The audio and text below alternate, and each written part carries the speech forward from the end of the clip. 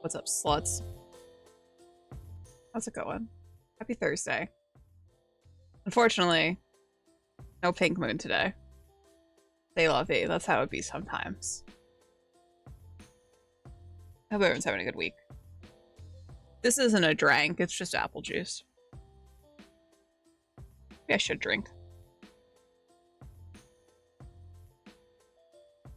Anyway, hi, good morning.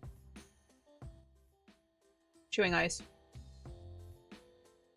It's 9 a.m. somewhere. Get me, creature.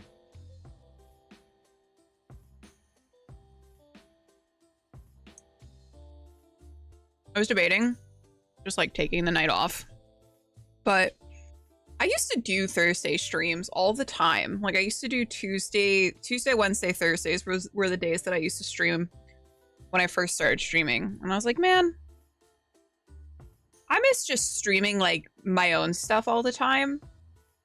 Now I get like maybe 1 or 2 nights a week where I get to stream like non-TTRPG stuff. It's also 5 p.m. everywhere. Tequila! Tequila! I can't do tequila. Tequila doesn't make my clothes fall off. It just makes me an angry person. So.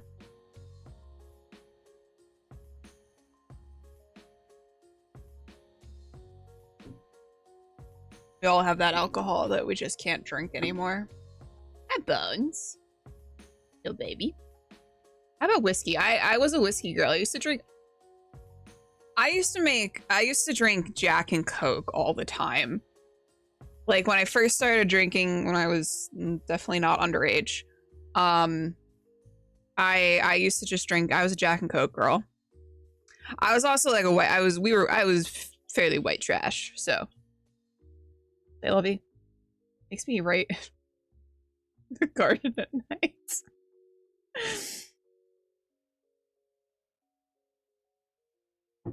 Yeah, here just fucking karate chopping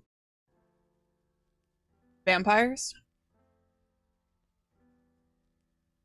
Hop over bus when I was a teen.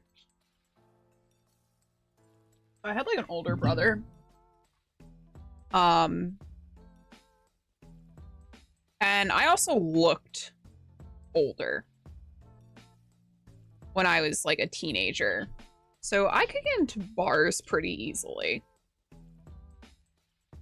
Now I feel like I look the age that people thought I was when I was like 15. That's not a good thing. That's not a humble brag either. From what I've been told, yes. Yeah, so I get like, so with tequila, I get like a little angry.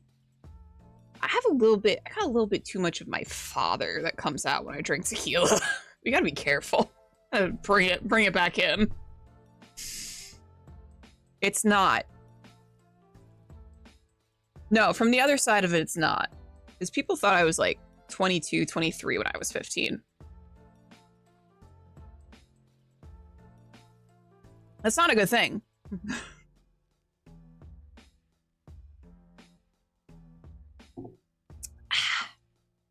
Appy juice.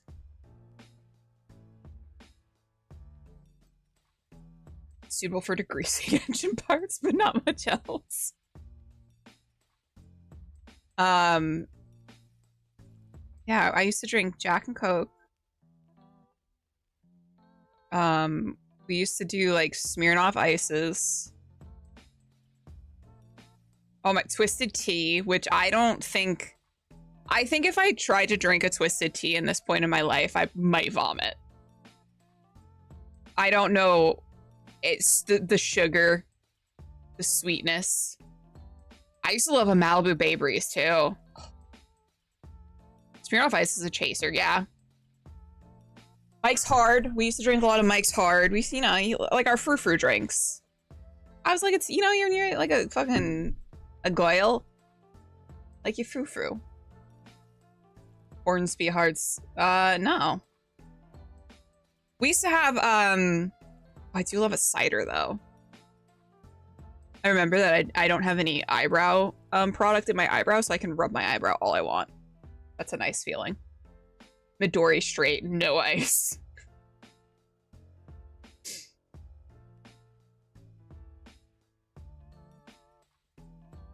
I also used to steal, like, when we were like 13.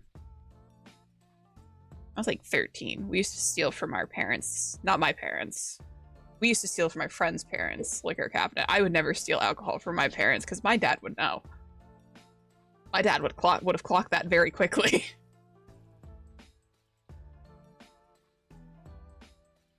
You ever just realize you were kind of a bad kid, but like a low-key bad kid, just because like no one really caught you? No one caught me being a bad kid. But I was 100% a bad kid. Fuck. Awfully watery. Literally, though. I was like, I don't know how we never got caught doing that, because that's what we did. We just, okay, let's take the vodka. It's clear. I never stole from my parents.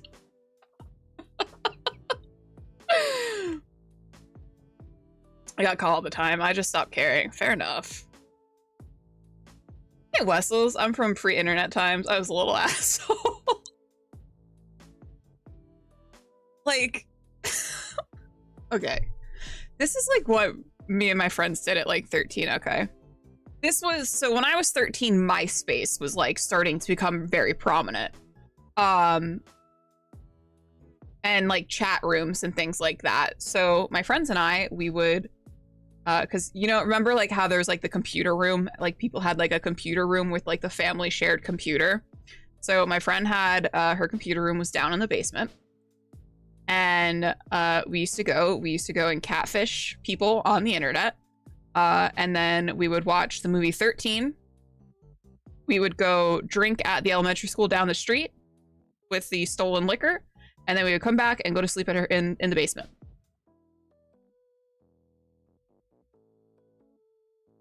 If you weren't catfishing adults on the internet at 13, we lived very different lives.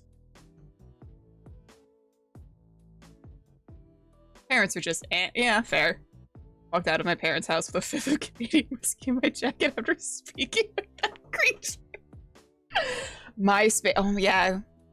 Remember when like you had like, if you had like a really nice like MySpace, that was the thing. If you have a really nice MySpace page with like everything nicely coded and it's like a custom layout. Hi, Cookie. And then we would talk about season 1 of Supernatural. I knew that was You Married, You Were Not 21. Fucking Vampire Freaks. Y'all remember Zanga? Zanga, LiveJournal. Those were like the sites that I was on very early on in my internet career. I didn't have friends back then. I was still germinating. My only true friend. Oh, Tom. What a guy. Never change. Stopping in to say hi. Have to prep for streaming session. Thanks for stopping in, Ty. Have a good session. Vampire Freaks is the clothing, is it? I see. Yeah, Speed was your first CD.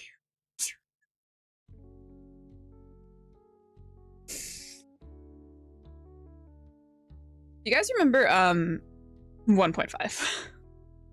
You guys remember giving the family computer viruses because you kept downloading songs off of LimeWire? And then you would just hear Bill Clinton's voice at the beginning of each song for some reason. That has to be a universal experience.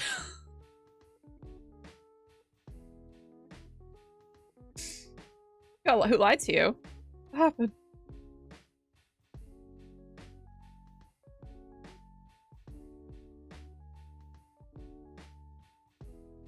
You guys remember AOL Instant Messenger AIM and just setting like your away message to be like the most dramatic lyrics, like some stupid Blink-182 lyrics, in order to get people to be like, oh, is everything okay? Try to reach out. You're just a little fucking attention whore. Yeah. Bill Clinton gave you a virus? I'm sure I'm not the only female he gave a virus to. Icy kids. Oh my god, MSN. I used to live in fear of getting a virus. My parents would have locked me in the basement without food. Oh, Raffle.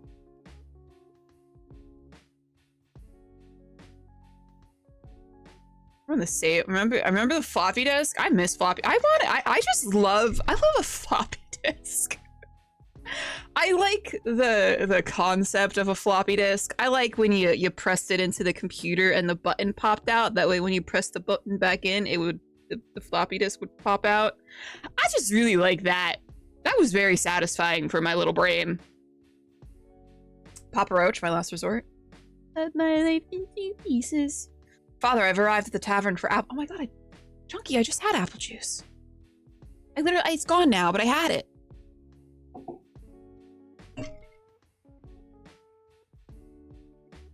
I'm hydrating. I like floppy things in general. Did you get to experience the five and a quarter? I don't think so. Hi, Lady M. How's everyone doing? Let me do some cheeky shout outs. Real quick, like.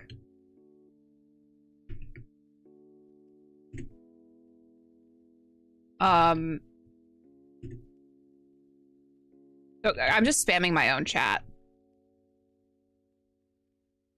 This is me spamming my own chat. Anyway, we're playing Tavern Talk today. So, if you were here like 2 weeks ago, we played through the extended demo of Tavern Talk because they had reached out to me with the extended demo, which was like a little, you know, it's a little weird because I'm just like a little guy, you know? And then when like you have like people reaching out like, hey, play our game. I'm like, okay, you sure? But they were very gracious to give me a Steam review key for the full game. So we're gonna play through it. We're gonna try to get through all of it over the next like week or so. But we played through the extended demo, which covers Act 1, which is about 3-ish hours of the game, 2-3 hours of the game. Yeah. So I played through earlier today. I played through Act 1, so I didn't have to replay it on stream and waste a stream replaying it. So we're going to be starting off in Act 2. But let me read you a little bit about the game. Because I think that everyone that when I was playing it was really enjoying the game when I was playing it. So if you like this game, make sure to go support them and buy their game because it's a really good game, I think, at least. So Tavern Talk is a 2D cozy visual novel in a high fantasy setting, catchy dialogues, drink mixing, and a lot of PNP humor inspired by Coffee Talk, VA11 Hall A, and Dungeons & Dragons. Play the tavern owner, the most beloved NPC every RPG ever made. Listen to stories of boasting glory and utter failure, pick up rumors, gather quests, and assign them to the next best adventurer. Make sure they come back alive by mixing them the right potions. Uncover the truth about an old veil that threatens the land. Old evil that, oh my god, I went full dyslexia. Evil that threatens the land. Will you pull your strings and save the day? You weren't wrong about the Steam discount for the Dragon Age games, $10 for all 3. Yep, they if you guys like Dragon Age, you want to get into Dragon Age in preparation for the release of Veilguard, all of the Dragon Age games are on sale right now on Steam. So, know what I'll be doing. Yeah, that is literally my plan, Iker, is to play through all of the games in preparation for Veilguard. I'm very pumped to do so. So we're going to be playing some parts of them on stream, parts of them off stream, just because if I only kind of play them once or twice a week for like 3 hours, like I'm not going to be able to get through the entire series by the time Veilguard comes out.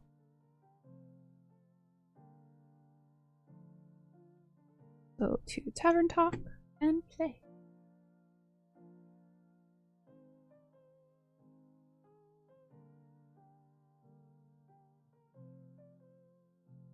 How if you go, go, go, so it's not, yeah, right? I think I've gotten a couple of people. I've gotten K picked up, Thick Muslim who comes into the chat.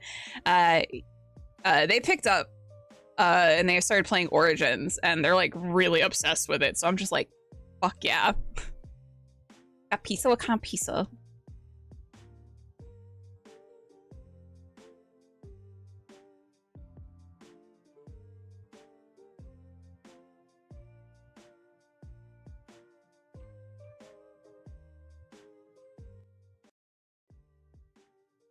You don't even know? That's spinach? Okay, well.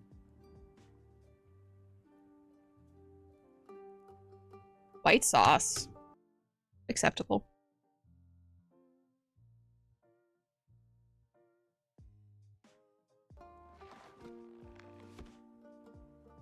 Please capture my game.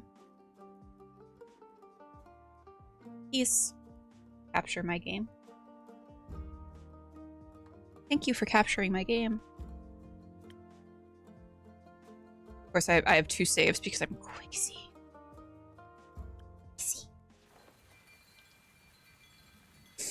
Act 2, Starlight Sonata, The New Dawn, Second of the Astral Moon.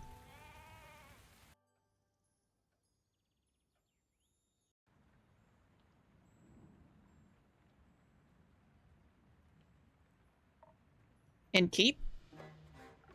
Rhea. You've got any new lines for me? Perhaps, but I'll only trade them for a few, for new ones of your own. Make me a drink. I had a long night. Want to tell me about that? No. I get it. You need some stamina first. What I need is some defense to ward off your questions.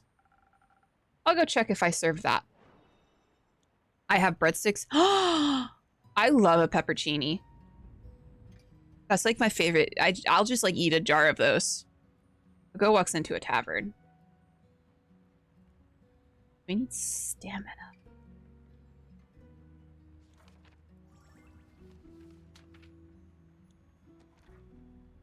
Actually don't drink by heart. Just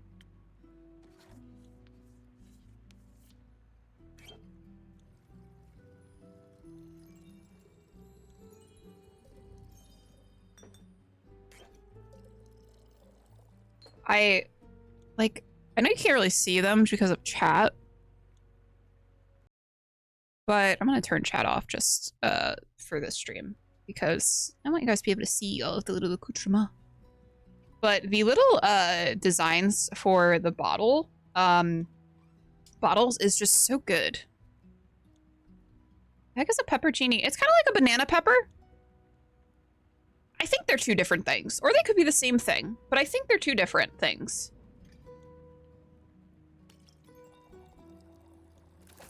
It's like a jalapeno too, it's delicious.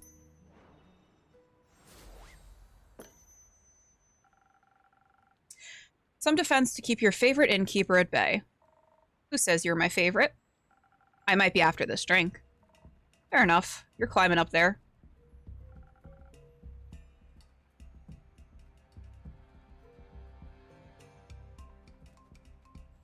Did you just copy and paste that from Google?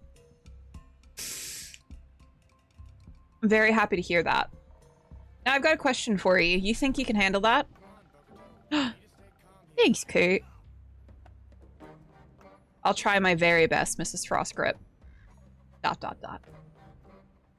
My bad. Miss Frostgrip. I just thought since you're such a catch. Keep it to yourself.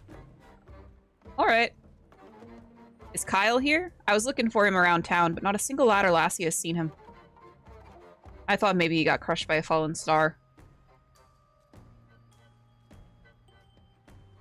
Worried? No. I see. I think he should be waking up right about now. Kyle. Rhea! There he is. Oh, I missed you so terribly.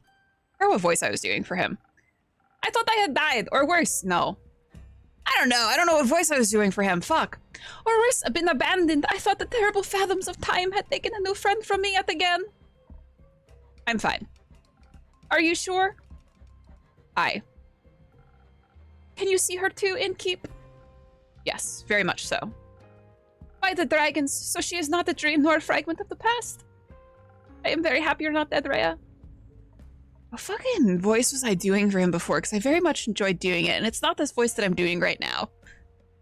Thanks. Would you like to see the gift that I brought you? Gift? When I was at the market all by myself, missing you terribly, I found these gorgeous earrings that reminded me of you. Ah, I'll help you put them on. Wait. ...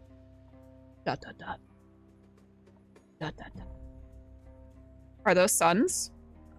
Yes, because your friendship lights up my undead life. ... What do you think? I like them. They match me other jewelry, and the craftsmanship is decent. You mean you like leatherback clasps? I do like them. When did I say that? Not sure, at some point, or maybe I dreamed it. It is very likely. Speaking of dreams, I had the strangest dream that stars falling down the other day. They crashed onto Gaia like a rain of fire, or beautiful fireworks. There must have been something wrong with my drink. Yeah, he got a little slime on his soda. Anyhow, Rhea, did your slime go? Where did your slime go? It was washed away by the falling stars, the rain of falling stars. Oh. So the empty sky wasn't a dream? No. Guess Cassiopeia couldn't carry it all anymore or something. Incredible. So it wasn't one of your strange drinks, Innkeep. Does that mean I can drink another one without the vision of falling firmaments again? Worth a try. Then I would like to try, preferably something that will make me strong enough to lift a star. Just in case I would like to. I'll see what I can do. So I have these infusions too. Oh, it's a new infusion. That's new. So... Southern Brawler.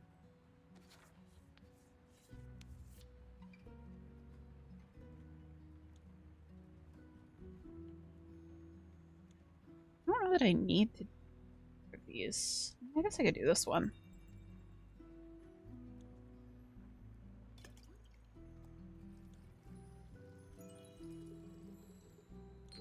I want to carry Ondu on so many. I know, right? I love him. This little guy.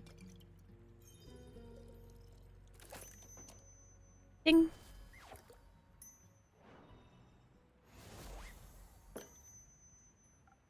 Here, my best attempt at supporting your star-lifting career. Oh, this is delicious. Do you think a molten star would taste like this? No. Perhaps. So, what do you two think about the star rain? It was very bothersome. I had to look for shelter on my way back from the Rockwell cliffs. They better hurry and clean it all up. You got somewhere to be?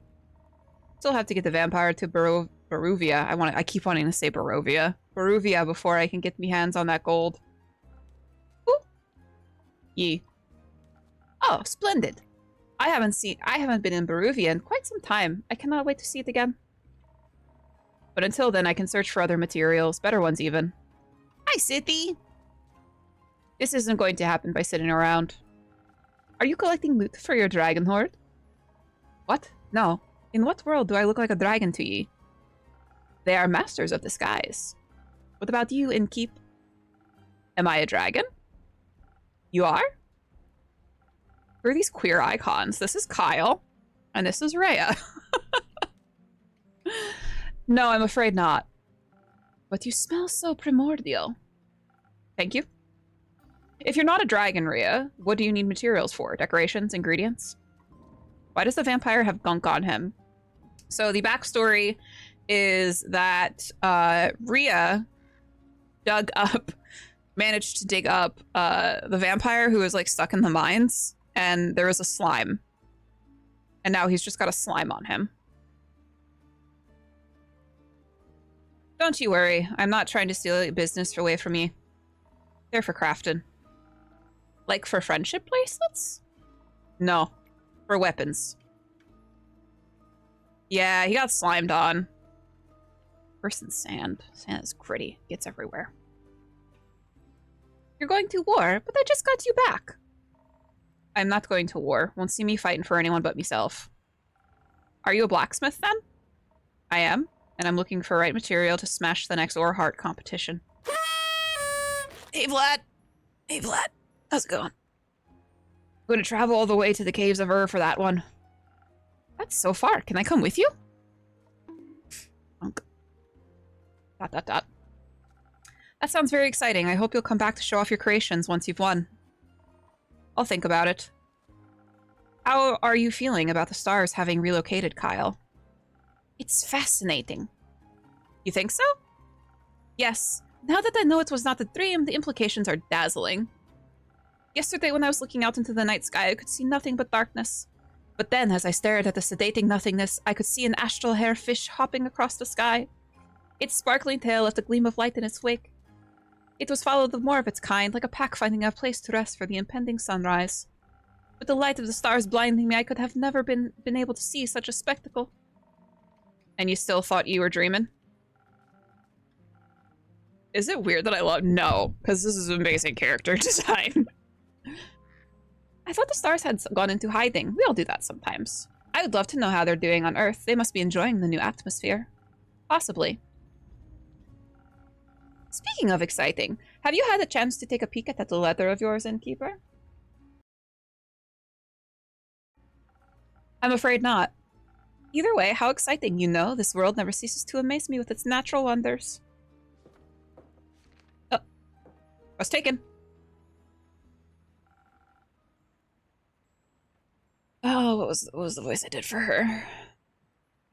This was by no means a natural wonder. Welcome back, Miss Anwar. Who are you? The Wonder Police? I am Alethea Anwar, High Cleric of the Aperture and the Chosen of Our Lady of the Endless Light.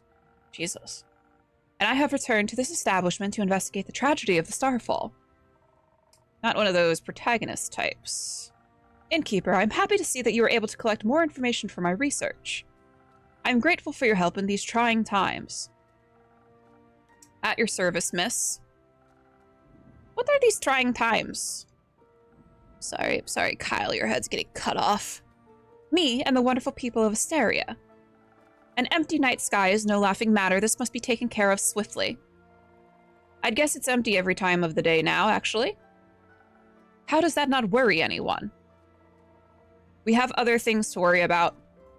And if those sorts of things stopped happening, this babbler would be out of a job. I'd probably just make cocktails. What kind of drink do you want? I don't know, man. I ain't seen someone look like a cop than that woman right now. She do be looking like a cop. Indeed. I find it very exciting. That is somehow even more worrying. Say, are you a vampire? What else would he be? I am indeed. That is also very exciting. Do you have any affiliation with Marrow Castle? ... What is a castle? Why are you asking?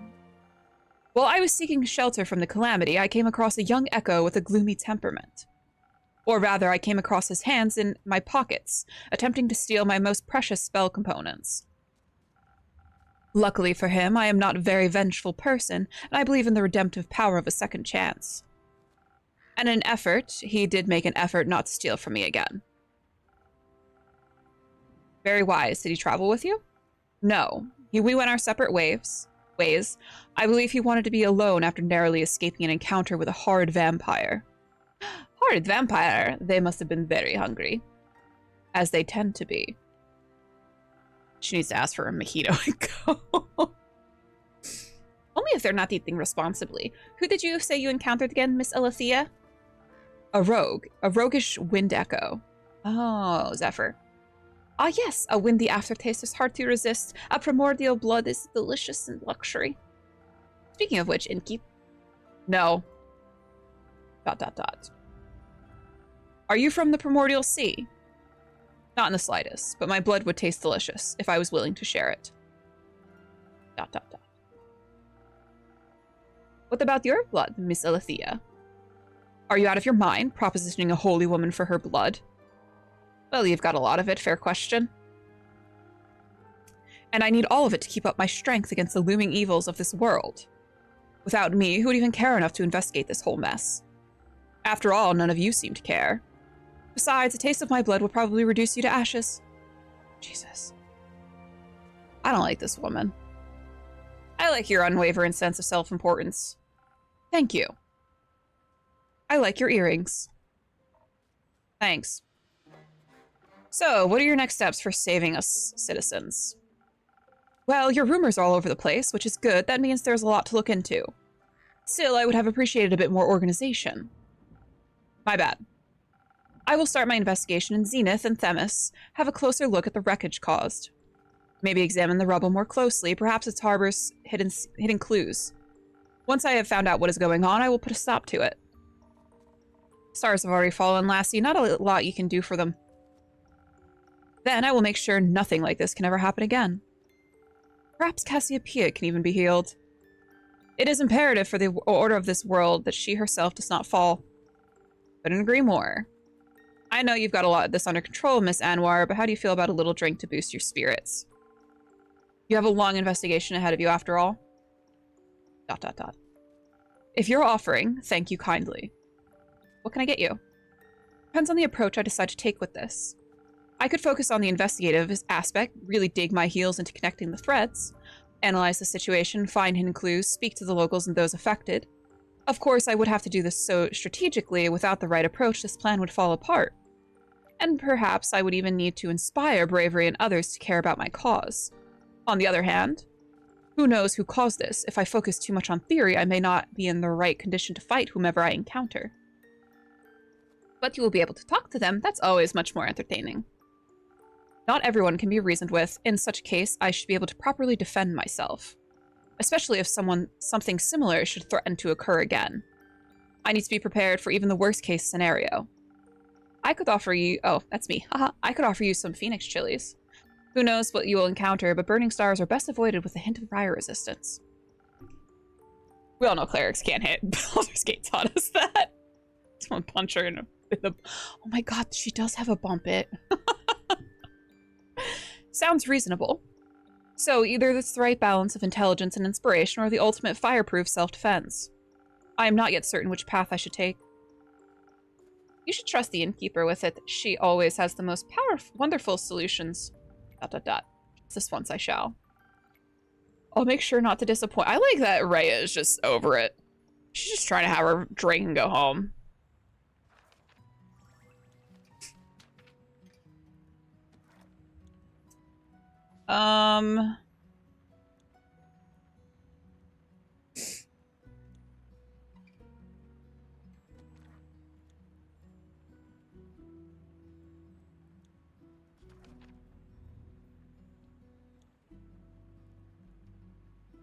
Sunny breeze will melt tensions.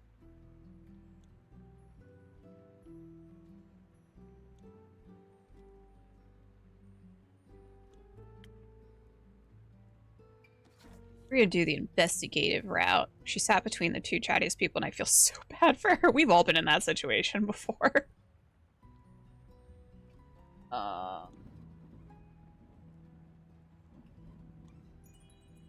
There we go. So we need one more of this. We need two of this. Here we go. Ding ding. I'd give her the shards. I think perhaps the strategic way is the best approach. After all, you wish to help people, not fight them. That is very true. This is an excellent drink. I'm already coming up with a 38-step plan. Perhaps we should start at the nearby Gaia Temple. I heard it was unfortunately an impact site. The local acolytes will be sure to offer assistance. That sounds like an excellent idea. Thank you for your effort in helping this world, Innkeeper. Always happy to be of service. Say, Miss Holy Spirit, those fallen stars, are they still intact? They crashed into the ground, so no, they are not intact. Were they pulverized? Not fully, no. Would you say that fallen stars make for an interesting type of material? For what? Yes! They would certainly be rare. Need any help on that holy mission of yours? I know a thing or two about rocks and the like. Could give you some insights on those impact conditions. ... I can't say I'm an expert in geology, though I feel like I could make an educated guess, nevertheless. Sure, I would very much appreciate your assistance. Great. Then I'm in. Me too. Do you know about geology as well, or astronomy, perhaps? I know about astrology. And this all sounds so very exciting. I've been terribly bored waiting for Rhea to come back. This will greatly aid me on my mission of curing my boredom. Well, I do like to help. That is very kind of you. I know. You don't have to come along. Of course I do. Could you imagine if the stars fell down again? What if one crushed you? I need to stay close by so I can catch it. I don't think you could. The stars already fell, Kyle. Done deal. What about the ones in the primordial sea? What if it floods us with all of its mirrored stars? Unlikely. I'm not willing to take that risk. I'm going on this adventure with you and with you, Miss Alethea. Great. Wonderful. I appreciate the enthusiasm. Let us not waste any more time. Thank you for your aid, Innkeep. I shall return with conclusions and perhaps even mended firmaments. I'm looking forward to hearing of your heroic deeds. Good part about being short, can easily duck out of their pings. Too closely. Give her something that makes her need to pee because I want to see her try to wiggle out of her armor. How exciting. ... Wish me luck. Good luck. I hope you find suitable material. Me too. Ah. You only need 4 steps in a plan. Make the plan, execute the plan, expect everything to go wrong, throw away the plan. Who is this? This is a new person. Hello? Hello! I would like your finest drink, please. A drink, you say? What do you have in mind, miss? Melina! But Melly is fine. It's short for Melina. I see. Well then, Melly, what kind of drink would you like? Myriad sneaking into a bar of 15. Something tasty. Something that will give me fun new ideas. Oh, and some Thunder Sage. I don't have any money, but I've got something to barter for the drink. You don't need to pay. But I want to. It doesn't feel right otherwise. All right, fine with me. What do you have for me? Oh, thank you very much. Now, I can accept a drink. Very well. Let me see what I can do. What an interesting little tiny being.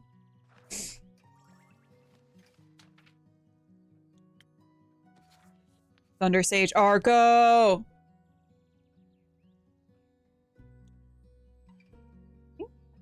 This is Thunder Sage.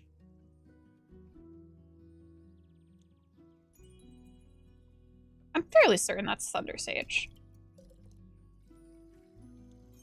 Give that kid the best drink. I'm gonna give him some chalky milk.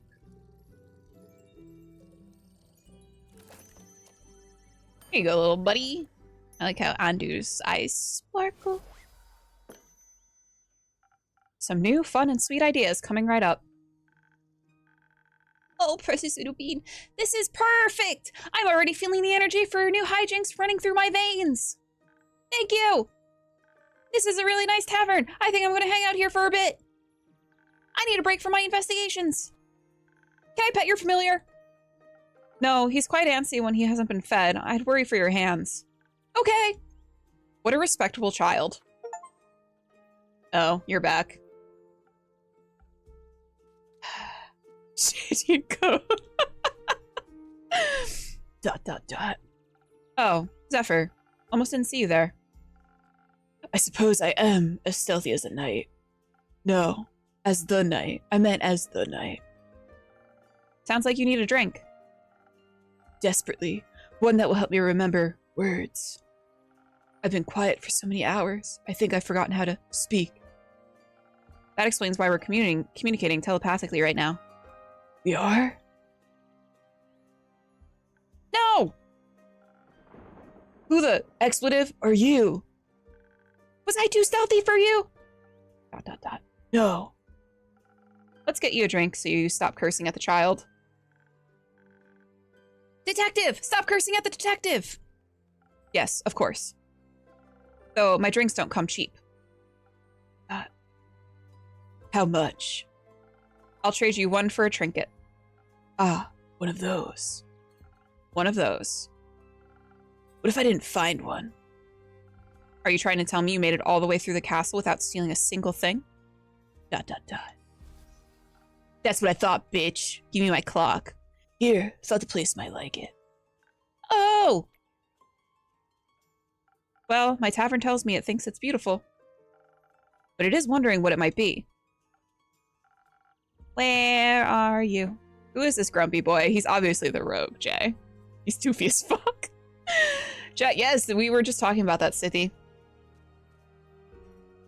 Same way you didn't find his sense of humor. The child is in a tavern. They should be used to hearing swears. It was much smarter than that. Do you, just a tavern, want to guess what it is? An oversized stamp. You're not even remotely close. But imagine making a huge wax seal with it. I bet it would look so cool. You need a very big puddle of wax, though. I think such a large amount of wax would make it impossible to open any letters. Probably.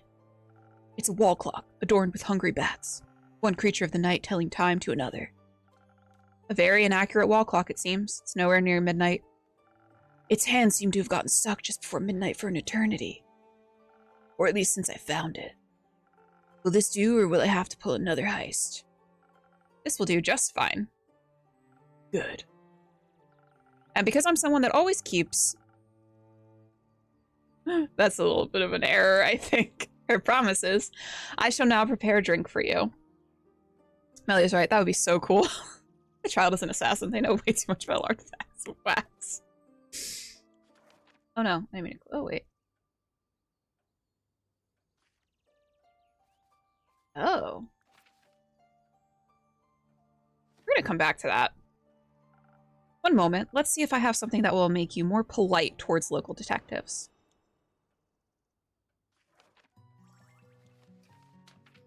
I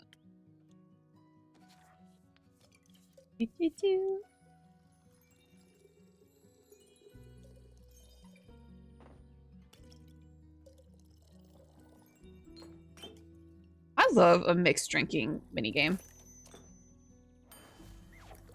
Do emos drink these days? Not Jack and Coke. Politely, a drink. Did I accentuate the right notes? Sure did. You should consider becoming a musician. I'm happy where I'm at now, thanks. Now, will you be polite and tell me what happened? No. Why not? I don't even know who you are. I'm Melina, but you can call me Melly. No thanks. So, what else did you steal? Castles have many things, I've heard. Nothing. Shouldn't you be at school? I don't go to school. I'm already smart enough. Do your parents agree with that? My parents are dead. ... And they didn't come back as ghosts to tell me to go to school. So it can't be that important. I'm sorry to hear that. It's okay. It's already been this many years since they died. Just kidding. I can count. It's been 7 years. So I was only 3 when they disappeared forever. I don't remember a lot about them. But I already solved their murder, so it's okay. Did you avenge them? No, they got eaten by zombies, and the zombies got eaten by a T-Rex. Not a lot left to avenge. This is the best character. That makes sense. It does, a classic adventurer's tale. Right? I basically speedran my origin story.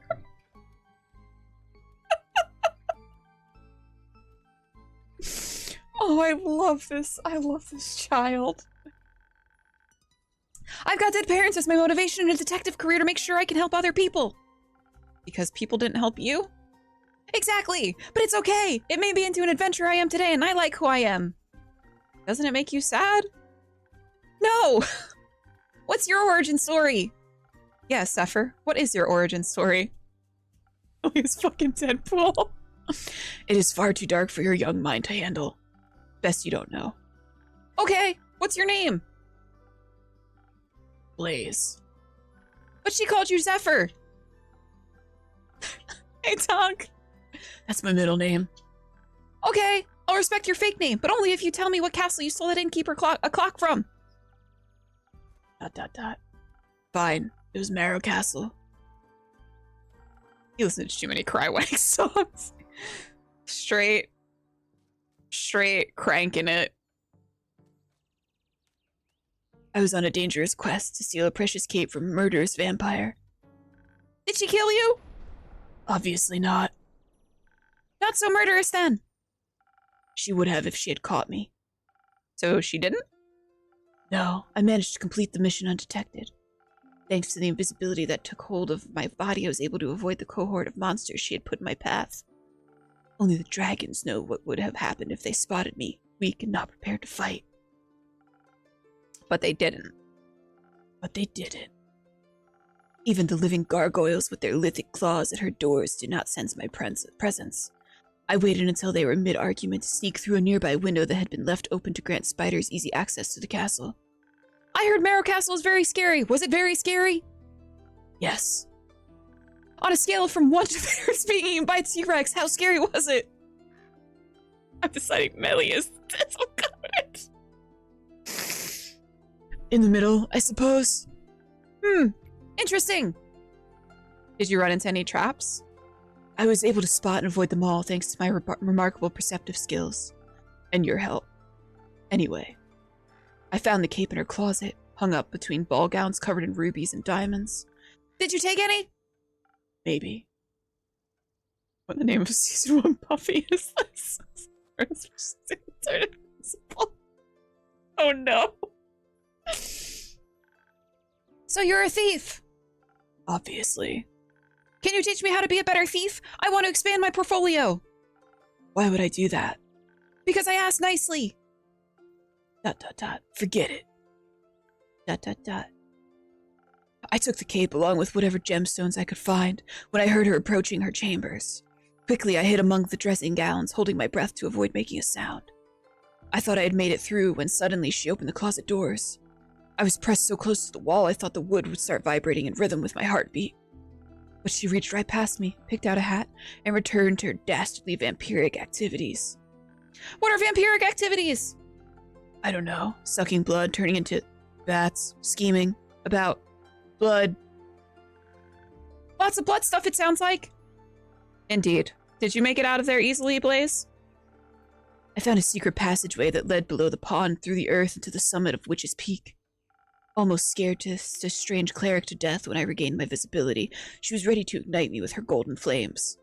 That seems harsh for just a little jump scare. Are you sure you put your fingers stayed in their pockets? ... Who can say? Speaking of sleight of hand, where did you find that clock? It was sitting in a display case in the middle of a hallway that stretched on forever. Then how did you know it was in the middle? This child. Zephyr's about to be a mentor. What? And are you in my leggings? I didn't go through that fucking basket, you tepid bitch. You're my basket. Joel's wearing my clothes. Bitch. I could feel it.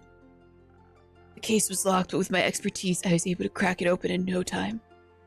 The antique clock stood right in between a ritualistic dagger and a vial of blood. And I thought it was strange that it was the only item without a tag, so I took it.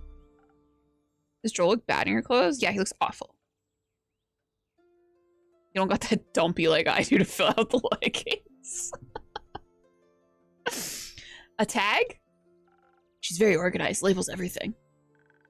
Why would you display a vial of blood? Shouldn't that be in her pantry? Its label described it as blood from the very first vampire, Mike. Mike? Mike. Judging by its position next to it as such a priceless item, the clock must be worth a fortune. In that case, thank you again. It will look great in my tavern. Indeed. It sounds like you would have been in a lot of trouble if you got caught. But I wasn't. Thanks to the innkeeper's drink, I not only survived, but avoided the horror's wrath entirely. Whoa, you are, oh my god. Are the first vampire. Nice. Bad name for a vampire, good name for people. Well, it's a very good name for a vampire. Sounds like a tasty drink. I would hope so. It seems like the quest was completed successfully. Thank you, Blaze. You did a good job. ...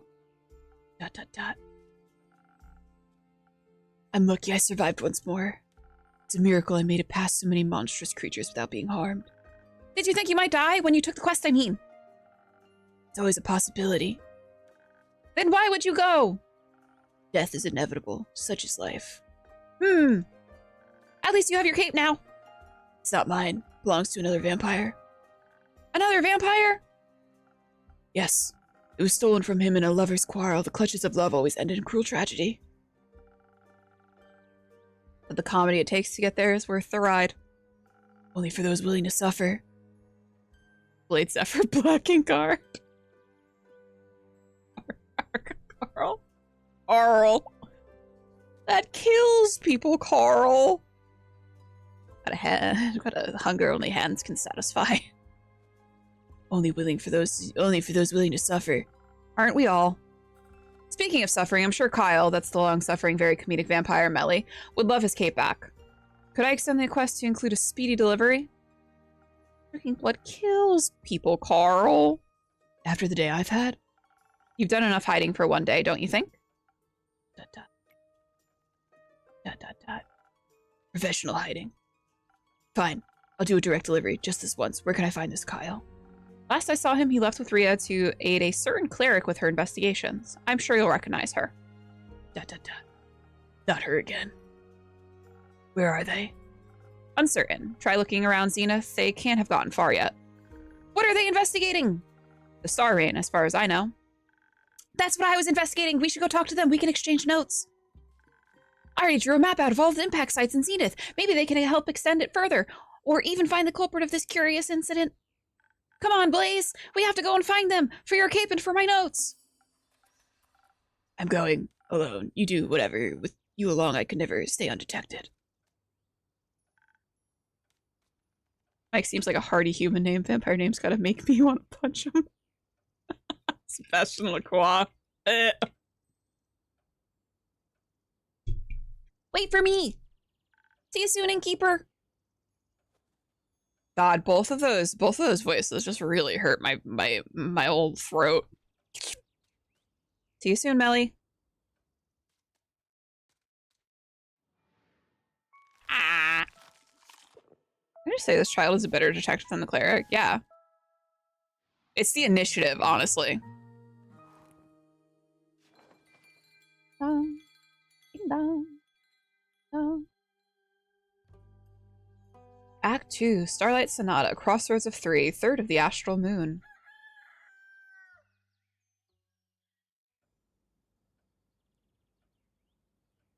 Oh, you guys are back.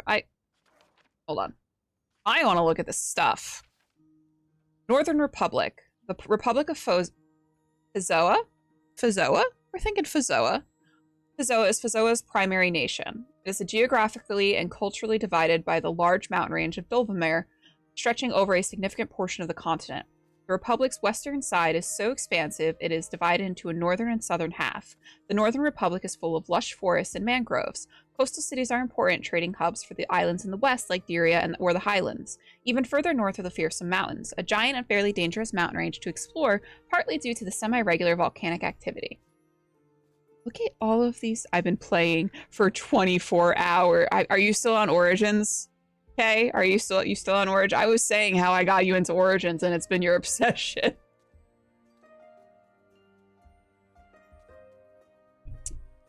But are you having fun? Okay, let's see. Until sunrise. Deep in the Quag Mangrove resides a wyvern. Oh, these are the quests. Okay, those are the quests.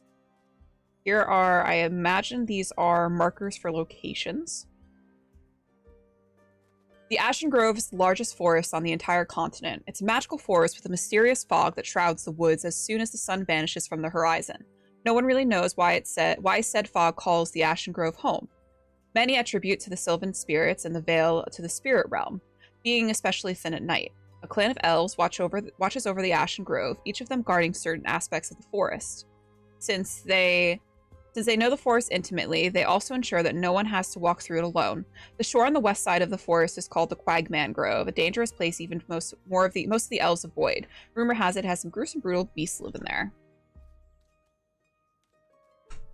So range tactic stands in the middle of a group of enemies. I will scream. Oh, buddy. Thanks for lurking, Jay. The blight won't end itself. Get to it, Warden.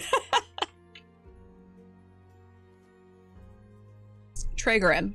Tragoran has a very unique charm to it, with expansive fields of wheat that sway in the gentle breeze all around town. The fields yield so much harvest that some of it is exported to cities beyond, even up to the capital. Its pumpkins are quite popular too. In addition to various plants, there is also an abundance of farm animals around, like sheep, cow, and chickens. Amidst the idyllic serenity, the entire town looks optimistically into the future, knowing together they can overcome any and all problems that might head their way. Okay. Diana. I can only have so many elf slurs until I have to take a break. Oh no. Zenith. The town this tavern belongs to is Zenith, although technically it's on a crossroad hill right beside it. Zenith itself is a small but warm and welcoming town. It has a quaint marketplace, small guild houses, and a beautiful Gaia temple. Close by is the Crystal Lake, which delivers high-quality drinking water from the mountains. A lot of people pass through here on their quest for adventure, trade, or purpose. In Zenith, friendships are forged, alliances sealed, and destinies begun. It's the perfect place for a friendly little tavern. Wayfarer's Inn. The Wayfarer's Inn stands atop a hill overlooking the bustling town of Zenith. Because of the vantage point, you can even see the capital Themis in the distance when you look out of the tavern's main window. The cozy tavern welcomes travelers and locals alike and offers some well-deserved rest from the hectic life of adventuring. Along with said rest comes magical drinks which can enhance the ability of young and old heroes alike, allowing them to master any quest with ease. Despite its great reputation, the tavern has remained a small affair, making it a comfortable spot to ruminate your worries. I also heard the innkeeper is a cutie, which is a big plus. Dalish. Are you, did you go mage? Okay, I think you went mage, right?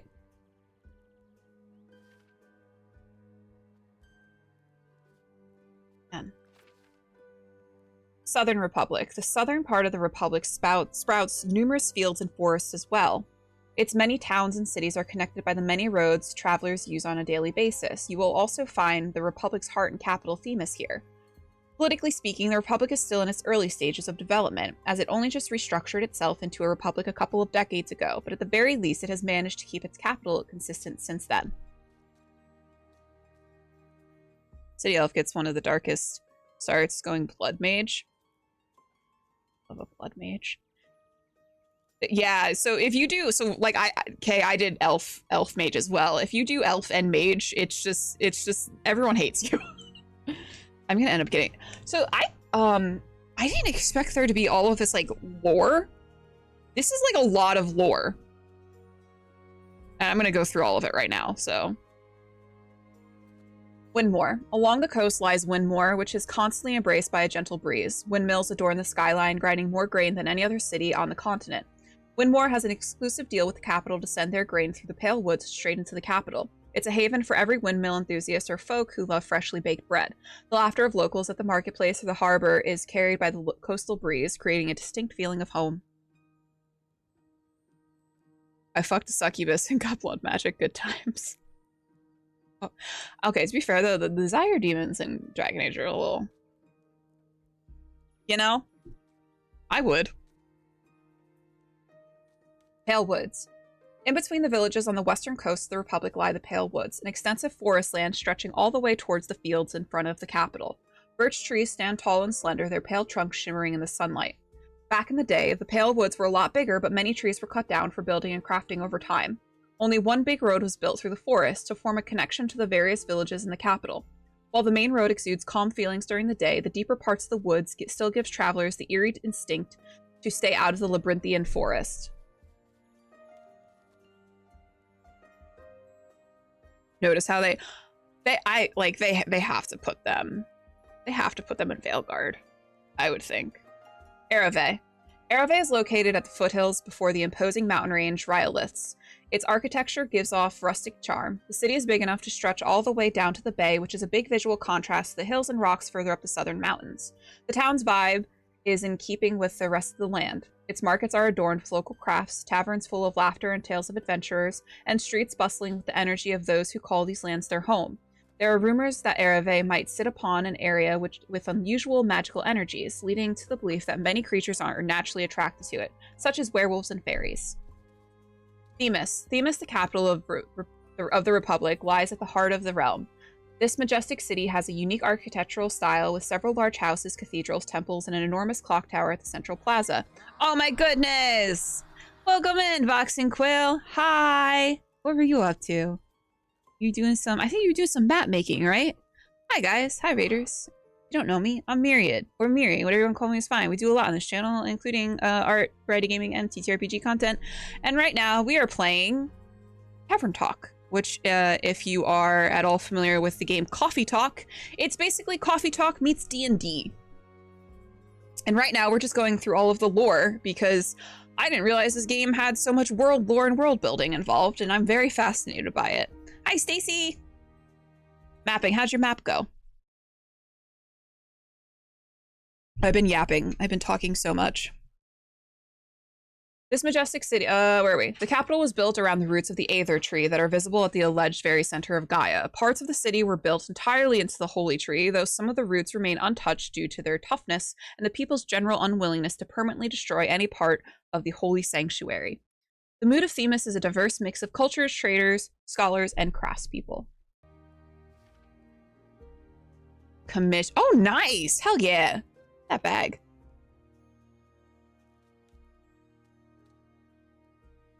Okay, Forbidden Valley. The Forbidden Valley is a beautiful, if terrifying, landscape in the very northeast of Fisoa. That name is going to trip me up every single time, Fisoa. As it is nearly untouched by people, its stunning nature, lush with megafauna and flora, is in full deadly display. Due to its unique ecological conditions and strange natural magic, its environment is incredibly difficult for any mortals to survive and thrive in. Hence, most humanoids you will find around the Forbidden Valley are either curious researchers, brave or foolish adventurers, and the disciples of the Aperture, members of the Order of Starlight who protect and inhabit the still young temple of the Astral Portal. The only way to enter the Forbidden Valley is through a pass from the Seye Plains, going through the poisonous Dead Man's Lake. Talking for 5. Oh, no worries, man. Thanks for the raid. Go take care of yourself. I appreciate you. Okay, let's look at the locations. Rockwelf. The Rockwelf mountain range is a section of Dulvemir with the appearance of large inverted earthen scars rising into the sky. It is located north between the burning peaks of the Fearsome Mountains and the Forbidden Valley. It's because of this mountain range that the Forbidden Valley is only accessible from the south. Akmar Outpost. I don't know where I saw your name before. It was in the... Yes! I'm one of the mods over on the server. I'm not super active in the server, but I do be lurking and stalking when you least expect it. Akmar Outpost is the only settlement in the Forbidden Valley. While calling it a settlement would be too generous. It's more like a fortified camp. The outpost is named after Akmar, the leader of the first expedition that successfully ventured into the Forbidden Valley, or rather the first group that went there and returned. The latter seemed like the more important part. The safest way to get to the Forbidden Valley, though safest still means horribly dangerous and not recommended unless absolutely necessary, is Akmar's Passage, on the east side of the Gravel Mac. However, one should be careful not to fall into Dead Man's Lake on the way, a large, sprawling open lake full of poisonous water. Hi, RT Gamer Gal, welcome on in. Not that active, they're also new there. Fair. There's a lot of people in that server, but people are always chatting, so there's always a lot to sort of read. Okay. Oh, wait. Aperture. The Aperture is a dragon temple dedicated to the Lady of the Gilded Lake, and was built only a few decades ago. Within the jungle's verdant heart, Cassiopeia's temple stands like a gracious sentinel in an otherwise harsh and hostile environment. Guarded at its center is the only portal to the astral plane, the reason why Cassiopeia's worshippers have chosen this as their stronghold. Not much is known about this temple, since no one else lives in the Forbidden Valley. The Order of Starlight aren't exactly a talkative bunch either. A pity. And then we're gonna move on to more of the game now. We'll go back and read through some more of the lore kind of after each day, I think. Good morning! Good morning, Melly. Good morning, Blaze. ... What have you both been up to today? Oh, you know, dilly-dallying and such. ... I was not dilly-dallying. He was! It goes well with the brooding. Sounds like a wonderful morning. Can I offer you both something to drink in these early hours? Yes, please! Can you make me something smart and sparkly? Can do. Smart and sparkly.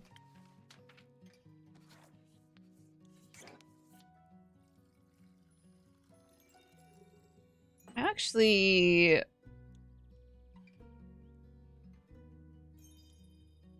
yeah, I'm gonna do that. There you go.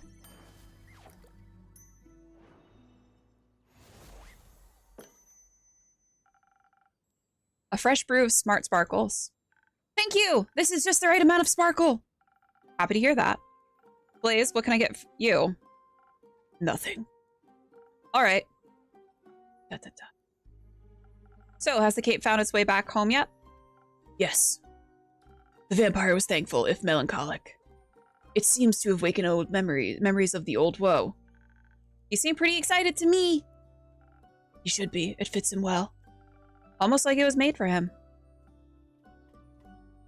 It was very interesting seeing a vampire in person. His fangs were shorter than I thought they would be. I expected them to be the size of a colossal saber-toothed tiger fang, but they were much tinier. Common misconception. Where did you find him? At the local Gaia temple. It got split in the middle by a fallen star. That sounds morbidly interesting. It was. I overheard some priests saying they're thinking about rebuilding the temple around it because it looks kind of cool. And people like distinct temples. They do. The vampire was traveling with a really nice dwarf and a holy woman of Cassiopeia. They were asking around to see if the priest knew anything about the star rain. Did they? No, I could have told them that 2 days ago. But while we were sneaking around and listening in, we overheard the strangest conversation. Turns out Alethea, that's the cleric's name, found out that one of the priests was actually a wobbling ooze in disguise.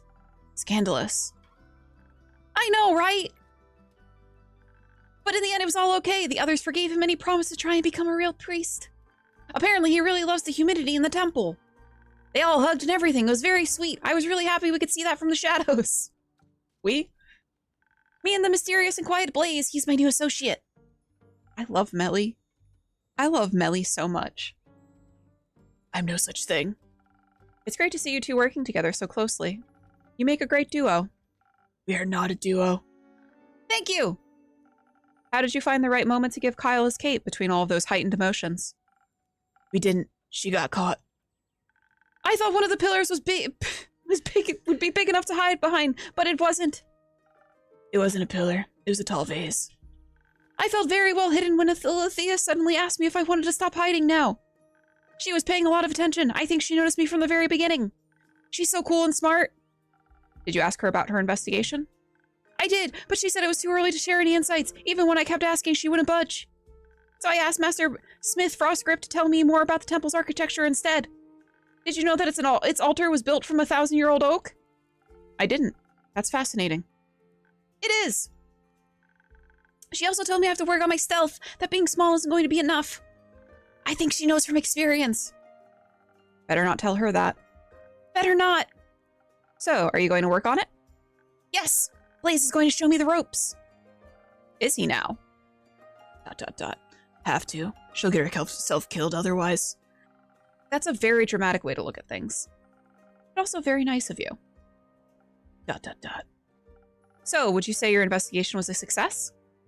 Kind of. We got to see how clueless the other investigators are and return the cape to Mr. Vampire. Good night, Pat. Little cat person, get off my... It's a child. Blaze is having a father arc? Found family arc? But we didn't find out anything new about the stars. And I didn't even get to see any monsters. I was hoping maybe some would have fallen from the astral sea and I could have studied them. A dangerous, if very exciting dream. Mostly a foolish one. You think so? Have you met monsters before? What kinds? Do you have favorites? What were the first ones you ever met? Did they try to eat you or be your friend? Of course I've encountered monsters before. They've been part of my life for many years. The shadows are full of them. Really? That's scary. Of course it is. So the first monsters you ever saw were shadow monsters? Is she gonna try to eat the monsters? I mean, is Melly autistic? I think we've established that Melly's a little autistic. No. They were much worse than that. ... What is it? Can I have a drink after all? The words aren't flowing easily. Of course. Same as last time? Yes. Let's see if I can find something sweetly charismatic. Doop doop.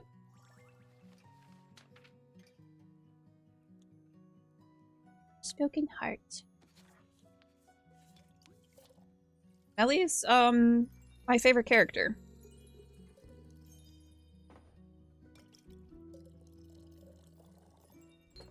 God, I just love the little bottles. I love a good prop design. Also, I need like 2 other characters to appear because their voices are wrecking me right now. A drink just for you. ... Thanks. How is it? Fine. That means it's perfect. So, where was I? Ah, right. Shadow monsters. Back when I was younger, I had just joined the Shadow Banes and was eager to prove myself. It's said that there are great richer far in the depths of the Gravel Mac, a dangerous mountain range in eastern Fazoa. Hidden treasure troves full of precious gems and gold, and I owed some debts. Hoping to find some jewels, I made my way there to the darkest of its crevices. Guarding its depths were creatures no one would ever choose to face. Bleak stalkers straight from the Twilight Chasm. Hidden creatures that had every right to be associated with the Nightmare Realm. They typically feed on rocks and gemstones, but they seem to think bones have the same general consistency. I wasn't able to harm them with my mortal weapon, so I distracted them with some of the gems I'd managed to pocket earlier. It was a close call. I'll never forget their twisted antlers and beak-like snouts. They sound kind of cute. ... They were not cute. If you say so, maybe one day I'll encounter some. Pray you never will. No thanks. Ugh. Oh. Innkeep, hand me a drink, will ya? I forgot what voice I did for her. Coming right up, Care. You're making a voice act on overtime. I fucking... You know when you commit to a bit? I committed to talking in a really high voice for the child, and now I can't stop. Any preferences? The usual. Something strong and powerful. Exactly. Strong and powerful.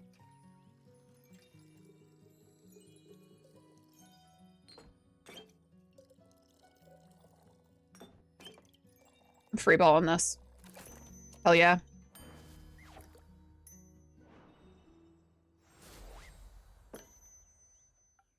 Ta-da. A drink. You have a messed up definition of strong. Strength lies in the eyes of the beholder. Yeah, and yours needs a prescription. ... This is my job anytime I get a gig. My last session in the studio was like 6. Oh my god. You have to like, you gotta like drink like tea and stuff to like really like lube up your old vocal cords, right? Say, Innkeep, you got a room in your neat little book full of recipes for one more drink? Sure, got one for me? You bet. It's what my baba used to drink back in the day. My adventure reminded me of it. And honey packets.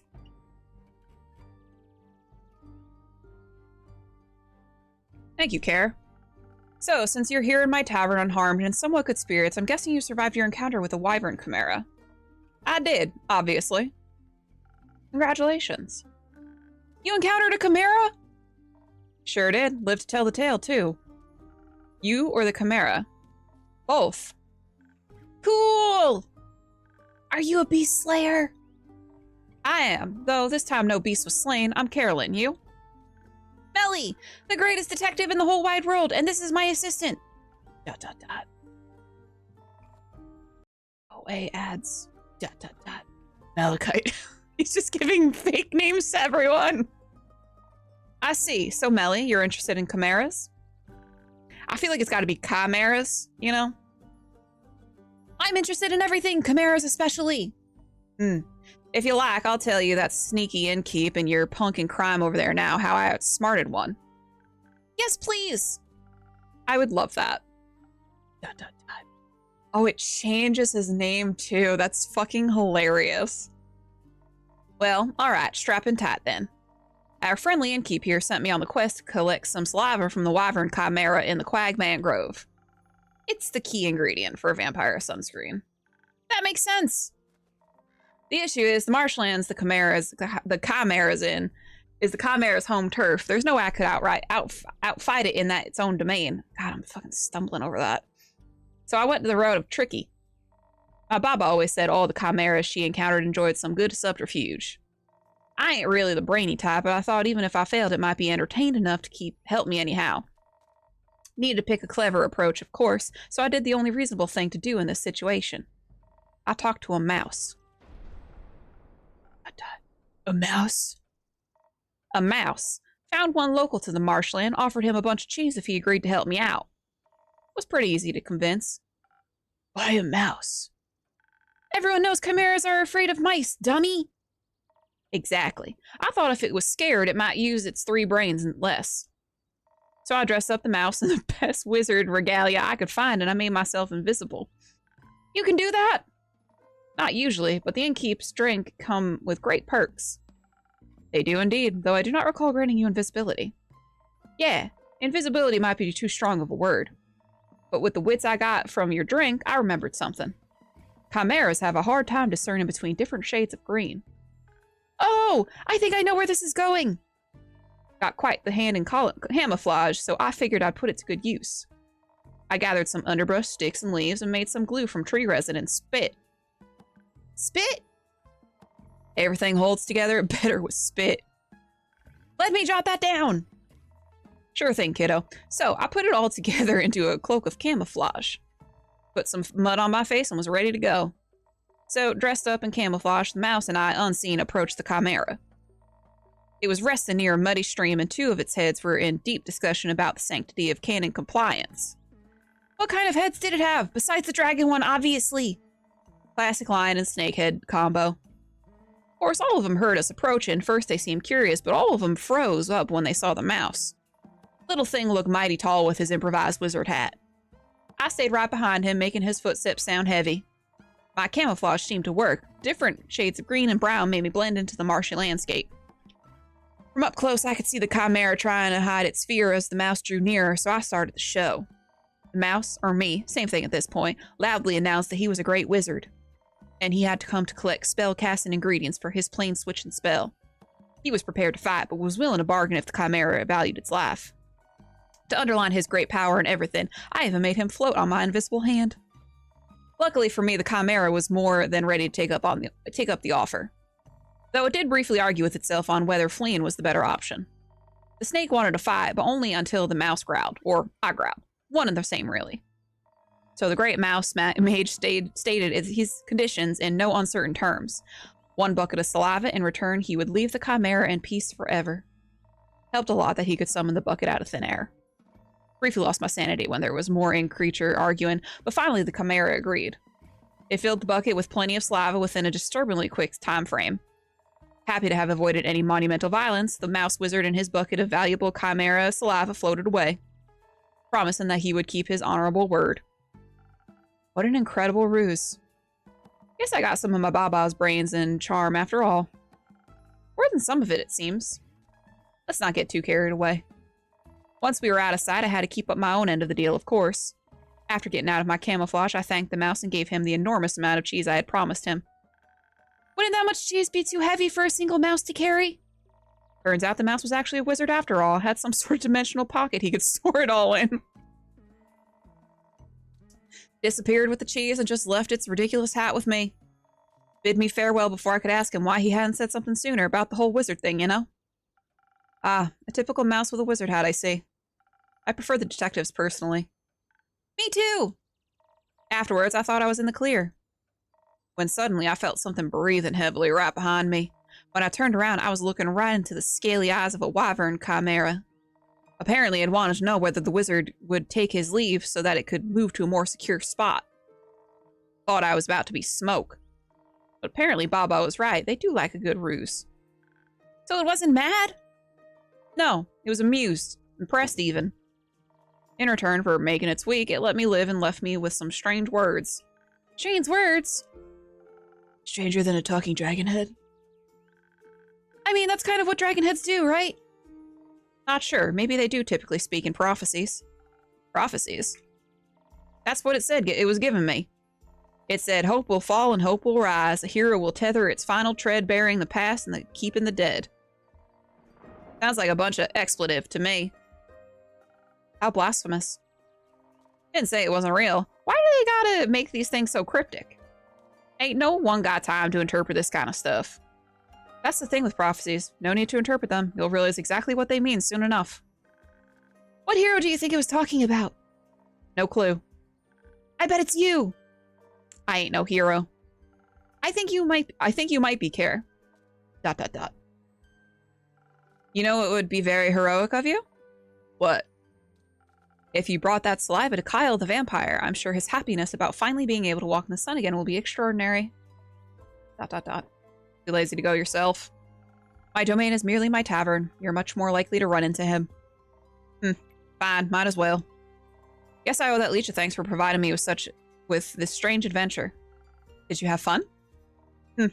It was... fun? Yes, I'll admit it. It was fun. Just wish I could tell my Baba all about it. But you make a good stand-in and keep. Thank you. I try. Now, any of you happen to know where I can find this vampire? Last I saw him at the Temple of Gaia, the priest might know where he went. I know where he wanted to go. I heard him. Oh, there's a bug in front of me. I overheard him talking about it. Care to share? I want to trade it. The information, I mean. For what? Can you teach me how to use the greatsword? That's it. Sure thing. Right now? Is right now okay? I've got the time. It might take you more than one lesson, though. Hi, creep. That's okay. I've also got time. It's a deal, then. I'll show you the basics, and you tell me where to find the vampire. Yippee! That is, if your assistant is all right with that. Don't care. Not my circus, not my monkey. Hey, kiddo, let's go. And can we use your front yard? Of course. Go wild. Will do.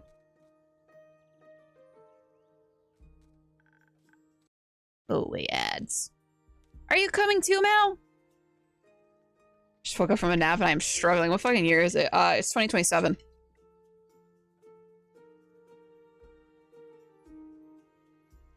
Some weird shit happened in 2026, let me tell you. Are you coming too, Mal? No, I'll stay here and have another drink. Okay, you can join us later. I can't wait to learn how to fight. It'll be so helpful for future adventures. Innkeeper, do you have any quests I could go on after this to practice my sword and stealth skills? Not yet, but I'm sure something will come in. Be patient. I promise I'll have a quest for you soon. I can't wait. I'm going to destroy any challenge with stealthiness and giant swords. Ha! I know you will. But first, I gotta practice. See you later. Alright.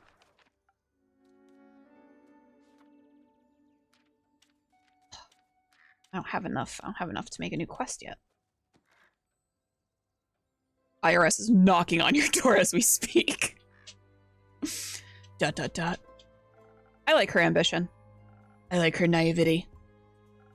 Some would call it optimism. A waste of time. Delusions get you nowhere. You would know. ... Another drink, please. Same as before. Sweet and all. Coming right up.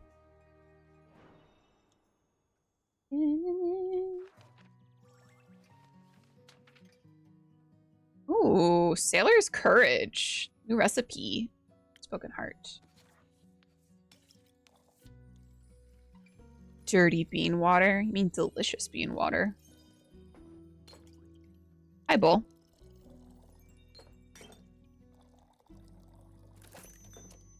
Ding! Fries are done.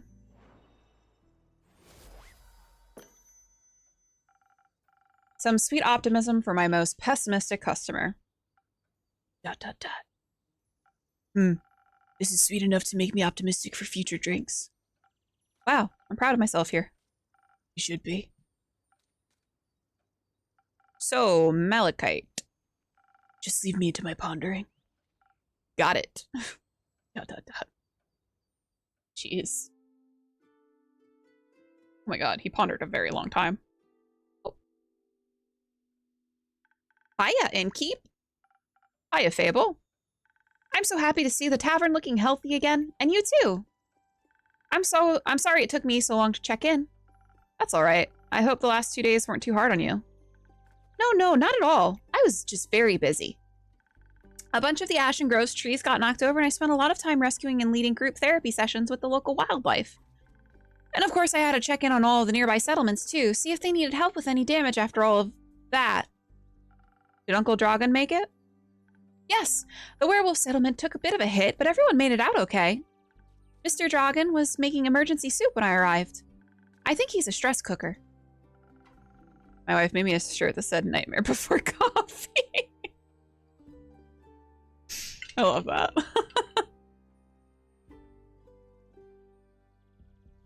It's very nice of you to check in with everyone. I had to make sure everyone was okay. I used a lot of my healing salves, but that's what they're there for. I'm not happy I had to use them, but I'm glad I was prepared. May I request something? Go ahead. Do you maybe have a drink in your repertoire that could assist someone in a situation like mine? Your drinks are powerful. I'd like something that would make me tougher while also replenishing my social energy. I think I'm all done with helping out now, but a drink like that would be a real game changer in case something like this happens again. I don't think I have a recipe for that yet. But don't worry, I've already got an idea. Oh, recipe, guys. It's called coffee! But even without such a drink, I'm sure people will be very thankful for your presence. Well, they weren't mad about it. At least. Though, I sort of feel like people aren't really as concerned as I thought they'd be. When I saw the stars fall, I thought for sure that the world was going to end. Yes, I recall. You were right that it wouldn't, of course.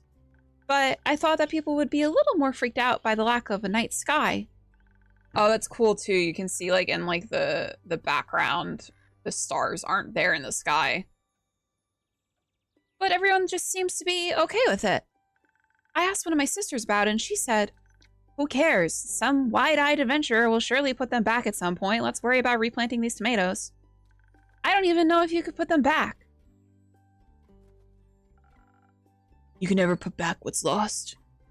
But you can always replace it with something new. I'm not sure that you can replace the stars, or if you should approach Lost that way. Our sister hadn't had her coffee yet. Bumpy. It's all a matter of perspective. I wouldn't mind a bunch of trees up in the night sky for change. Right. But it would still be much nicer if some things would just stay the same. They never do. ... I'm just happy everyone is okay. Did you check on Care yet? She should be hacking my terrace to pieces outside. I did! Outside, on your definitely not hacked up terrace. Just out of curiosity, do you own any wood glue? ... It was nice to see that she's okay too. I was a little worried she would just leave and never talk to me again. So it was nice watching her train Melly with so much enthusiasm, and to catch up a bit, that too. She tried to rope me into their greatsword training. Did you accept? I'm not really a sword kind of elf, but it was fun to watch her teach Melly. She's very sweet. Indeed. And I was just relieved to see Carolyn doing all right. And she's relieved about Mr. Dragon. And about you, I'm sure. Maybe.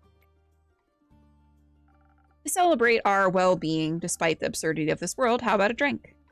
I love a drink. Can I have something agile and swift? I still have to make my way back home later, and I could use some speed for that. I'm sure I'll find just the right thing. I think I know how to make this.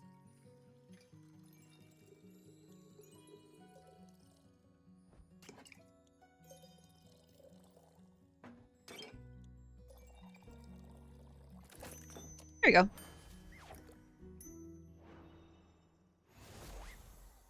Ding. Swiftly and quickly, your favorite drink. Thank you. Your drinks are still the highlight of my day. She makes the best drinks, right? There. Okay. Really? Do you actually think that? Or is this a thing where you just don't want to be nice? People seem to do that a lot for some reason. It tastes good. As good as things can taste when you're, me. Well said. Thank you. By the way, I completely forgot to introduce myself. I'm Fable. I'm an elf and a ranger, and I come here a lot. They're also an incredibly courageous and capable hero. That's not true. Not yet. I'm working on it. Being a hero, I mean. ... Why? Because I dream of adventure and all the wonderfully exciting things it can bring. And I want to help people. ... Why? Why not? ... I'm waiting for him to go, why? I'm Malachite. Oh, you're Mal. I mean, Malachite, obviously. Melly just talked about a Mal. She said they, or I guess you, are very cool and her new friend. She sounded very happy about it. We're not friends. She just won't leave me alone. Oh, okay. Then why do you spend time with her if you don't like her? That sounds really mean. She keeps following me. And you take her along? Not by choice. I don't know you well enough to judge the truth behind all of this, but I think you should be honest with her and with yourself. Honesty goes a long way. I also believe that thing in Zoford could be fixed with honesty as well. You mean the missing familiar? I heard several familiars are missing, actually. And I believe with so many mages and familiars present, someone is bound to know something. But maybe they're just scared to face possible consequences for their honesty. Sounds like Zoford is going through an eventful time.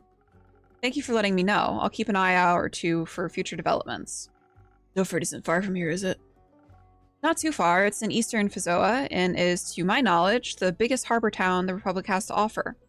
I can only recommend its many summer festivals. Very pretty fireworks.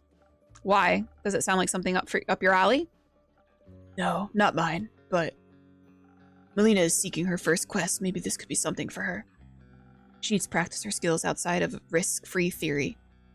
Good idea. I'll see if I can reserve it for her. Sorry for asking, but first quest? I thought Melly just turned 10. Isn't that a bit young for quests? No, I was a similar age when I ventured on my first quest. Tut. The one with the horrifying nightmare creatures? Yes. Oh. That's sad. No, that's cool. No, I think that's a little sad. Children shouldn't have to face such danger that early. Why not? It's always there. Might as well confront them with it when they're young so they can accept its existence in their lives. That's an insane thing to say. Just because the world can be horrible doesn't mean we should confront children with the fact as early as we can. It's already bad enough that us grown-ups have to deal with it so much. Why should they just accept it if we make the world a better place for them instead? I mean, when you were on a quest with, and I quote, horrifying nightmare creatures, weren't you scared? Wouldn't you have preferred not to be alone? ... It builds character. God, he's such an edgelord. A character that thinks we should put other kids in miserable situations. Sure did a lot of good for you there. Weren't your parents worried to death about you?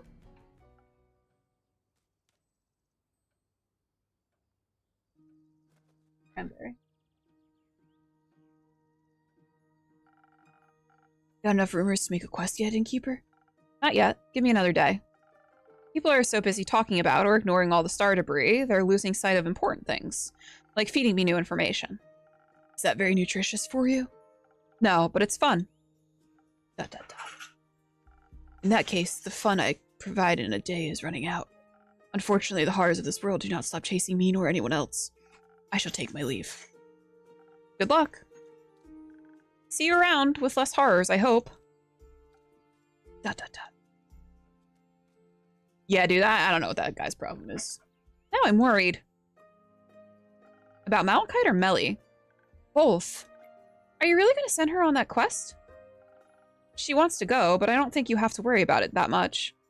Soford is a beautiful city with a very low crime rate. I think she can handle a couple of rowdy familiars. And I doubt she'd be going alone. I hope not. There's little worse than being alone when you're scared. Very true. Are you scared of anything? Bad Yelp reviews. I don't think you have to be scared of that. You make the best drinks in all of Asteria. I think as long as you like my drinks, I'll be okay. You've got my 5 stars in the bag. I would ask what you're afraid of, but the answer would be everything? Is it? Yes, but I'm working on not letting my fear stop me. I might not be able to avoid feeling afraid, but I can always just do things when scared. Rather than not at all, maybe. That is still a terrifying thought. How do you handle situations you're afraid of? I used to have a terrible habit of just walking away from the things that scared me, but with the right people by your side, staying becomes less of a crushing weight on your shoulders. You realize that even if things aren't perfectly comfortable, they're still worth experiencing. One of the animals just like Scooby-Dooed. They're fucking way behind me and it scared the shit out of me. That sounds lovely. I've never seen friends of yours around the tavern before. Maybe you should invite them over sometime. Perhaps, though one of the friends is sitting here right now. Where? Wait, are they invisible? Oh, you mean me? That makes me really happy. Also makes me feel pretty bad about having to go back home. Don't worry. Go home, fix the many things that worry you, as long as you come back. Always. I'll see you tomorrow, Innkeeper. See you tomorrow, my friend. Love Fable. She's so cute. Oopsies. Ah, undo.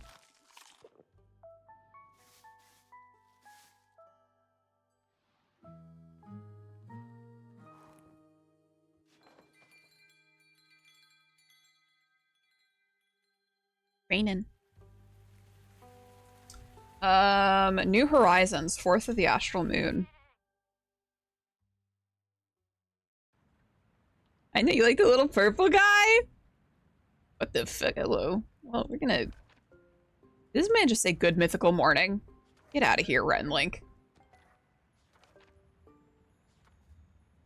Andu, so Andu's kind of like he's like the garbage disposal. He's your little guy that when you like accidentally mix a potion bad, you'd like dump it into him and he just eats it. Thank you. Okay, we've picked that up. The Saye Plains. The eastern part of the Republic is full of impressive plains and prairies. It's connected to the western half by the Silver Pass reaching across the southeast to the big harbor city of Zoford. The inner parts of the plains have only a few small villages and travelers' outposts compared to the edge, which is full of petite towns and coastal cities. The plains have many fascinating fauna to speak of. Some animals are trained by locals and some bigger ones are even used as mounts. Many people living in the prairie are mercenaries by trade. They offer armed escorts through the plains, assistance for inexperienced adventurers, and they have open partnerships with several adventuring guilds. Rumor has it some mercenaries are even bounty hunters. Yup, that's me. Undo. Silver Pass. The Silver Pass is the most important road in the entire Republic. It connects the western and eastern halves via a path traveling straight through the Dulvamere mountain range. The Silver Pass is the best and only reliable way to connect both sides of the continent, which is why the Republic spares no expense to ensure the pass is as secure as possible. Nearby, deeper into the Dulvamere Mountains, lie the Scarlet Caves, which are so dangerous that only mining experts, like dwarves, are permitted to enter. Gravelmac. The Gravelmac Mountains look like very sharp, pointy rocks jutting out of the ground like spears being thrust into the earth. The mountains mark the northern edge of the Saye Plains and block the way further north into the Forbidden Valley. Whenever I see Forbidden Valley, I keep thinking of Nature Valley. Like a natural gate. The Gravelmac lies completely barren and desolate, lifeless and silent. No flora can be seen upon rocks, no fauna moving across its terrain. Despite all of this, some may find the Gravelmac tranquil. Not terrifying, but instead rather calm and relaxing in its own eerie way. Dimale? Dimale. Dimale. I like Dimale. On the eastern side of the Saye Plains lies Dimale, a vibrant hub where commerce is combined with textile craftsmanship. When merchants come through the Silver Pass from the western part of the nation across the Sege Plains, Dimele is usually the first stop before moving on towards Zoford. Dimele is well protected by local Saiyan mercenaries, making sure even hectic days run smoothly. There's a special peacekeeping mercenary team called Ibex Group in contact with the authorities in Zoford. The name comes from their founder, Abak, who helped clear the main roads for travelers for years to ensure safe travels. Zoford. Situated majestically within the eastern end of Fizoa, Zoford thrives in an impressive harbor city. It boasts the biggest port in the entire republic, putting even Dirian ports to shame. Behind this port lies Lake Zoford, a beautiful sanctuary connected to a wide open river that flows into the Promising Bay, as the locals like to call it. Zoford is a trade hub between the Republic of Fizoa and the nation's Bielos in the Far East, and is quite popular around wizards and other mages. Okay. Done all of these. Do Moon Swamp. Is this? No, this is not my world, Varl. Thank you for the biddies. So we're playing Tavern Talk, which is, it's kind of like if you've ever played Coffee Talk before. You basically play, you play an innkeeper, and it's kind of set in almost like a Dungeons and Dragons type world where you give quests to adventurers coming through your inn. And this is the world in the game, which I didn't know was this expansive. So we're kind of going through and reading some of the lore for the world because it's very interesting. I think they've put a lot of thought into this. Moon Swamp. The Moon Swamp is a swamp area connected to the Dark Marsh, more swamps. Its name comes from a mythical area within the Moon Swamp where, allegedly, all 7 moons reflect in a pool of clear water all at once. These moon pools are a place only few have seen, and its physical rather than metaphorical reality is a highly contentious topic. The swamp is very tricky to traverse, since even during daytime it's entirely covered in a thick fog, only getting worse with bad weather. While the Moon Swamp is beautiful at times, many adventurers do not venture far into it, valuing their safety over a thorough tour. Darkwood Thicket. In stark contrast to the Pale Woods, the Darkwood Thicket is a looming, mysterious woodland area shrouded in, you guessed it, fog. The woods resonate with an eerie stillness, broken only by the occasional haunting calls of nocturnal creatures. The air carries a sense of foreboding towards the Moon Swamp waiting further south. As daylight struggles to reach through the thick flora, the atmosphere becomes creepy and sinister. Despite appearances, it seems that no real danger comes from the thicket, which is why the Republic leaves it as a natural border between the fields close to the capital in the north and the far more dangerous Moon Swamp in the south. Marrow Castle. Marrow Castle is an old, impressive castle atop the rocks of the Witch's Wrath Peak, a section of the Rhyolith mountain range. Its mist-cloaked silhouette gives every adventurer an unsettled feeling, especially in combination with countless vampiric myths surrounding its doorstep. Rumors tell about the vampiric nobility calling the castle their own, and many attribute the morbid decorations of its surroundings to the mysterious and possibly ancient inhabitant. Dark Marsh. The Dark Marsh unfolds across its landscape as a menacing area in constant twilight. The murky waters deep inside the Moon Swamp send shivers down the spines of anyone who would dare make it this far. Navigating its waters requires constant caution, for the mist creates illusions that distort reality and guide travelers into the murky depths never to be seen again. Somehow, night in the Dark Marsh are far more tenebrous than anywhere else. Perhaps it is because the moon pools are claiming so much of its iridescence for themselves. Could this be due to the portal to the Twilight Chasm, rumored to have opened within them 3 decades ago? The Nightmare Realm would probably be ravenous for the light. Very cool. We're gonna read one more. Mossberry.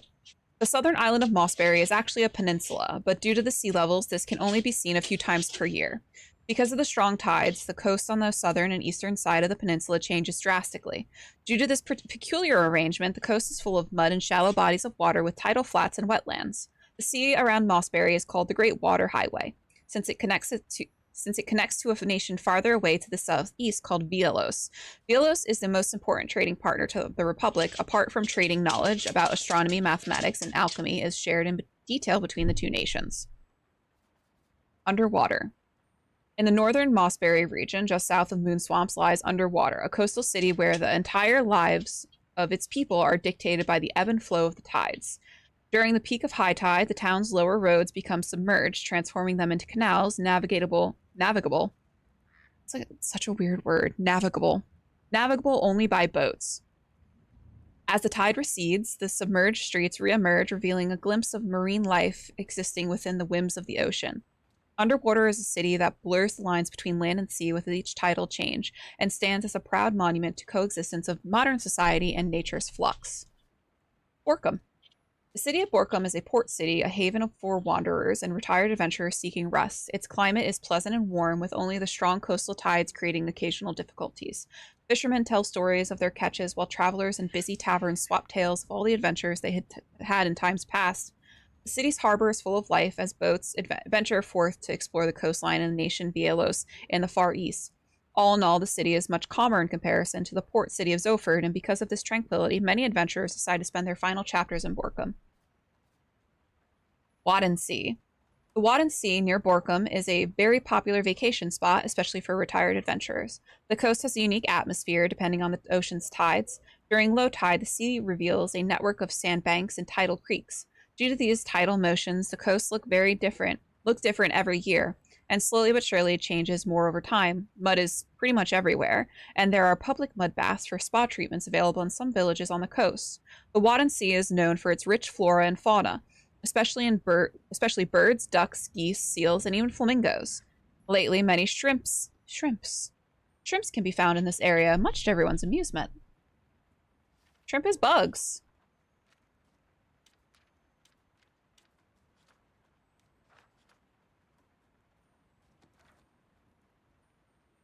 I don't like this guy. Good mythical morning. It's well past noon. Still morning somewhere. Plus, a wizard doesn't care about things like the time. Time's not only relative, but also flexible. Like a gummy worm. One time, I've actually tried breaking through the space-time continuum using a loophole through the primordial vortex. And? Did it work? No. But almost. I would have needed a drip of primordial sea to enhance the curvature, and that should have done it. But no access to the primordial sea. Bummer. I heard that's not very easy to get. Theopractically it is. Theopractically? Practically, in theory, duh. Ah, that makes sense. I get it. You do? Of course I do. Interesting and suspicious. Are you mayhaps also a person of magic? Well, I do make magical drinks. Enchanted mixology. That is indeed a niche. Say, innkeeper, did something you make ever explode? ... Occasionally. Heck yeah. Welcome to the club. I think I blow something up at least once or twice a week. I'm Hex, by the way. Nice to meet you, Hex. Nice to meet you, too. Just innkeeper for now. All right, and then, innkeeper, how about a super wheezy breezy drink for me? Any flavors you might fancy? Maybe something, something that'll make me focus more and perhaps help me better understand the primordial vortex. Gotcha. Breezy. Easy breezy, beautiful. Sunny breeze.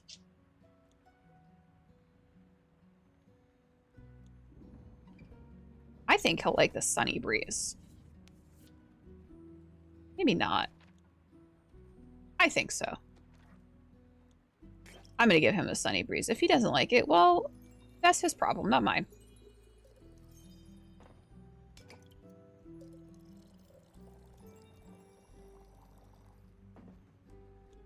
Did that not...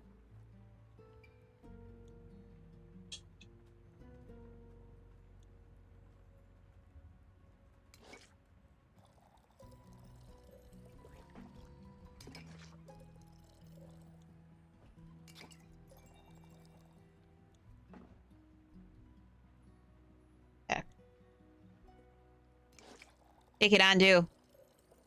We gotta start fresh, baby.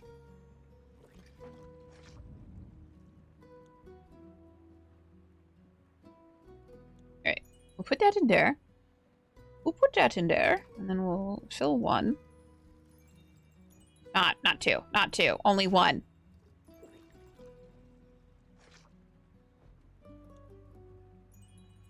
Bungling this. There we go. Sunny breeze. Oh, I gave the wrong drink to him. That's fine. Here you go. Wanted to gain brain cells, not lose them, innkeeper. Can't enhance what's not there. That's a low blow. Though I must say, it doesn't hurt me. I know I'm, like, probably one of the 2 smartest people in Asteria. And what brings your endless wisdom to my tavern? Getting away from the other smartest person in Asteria. And who would that be?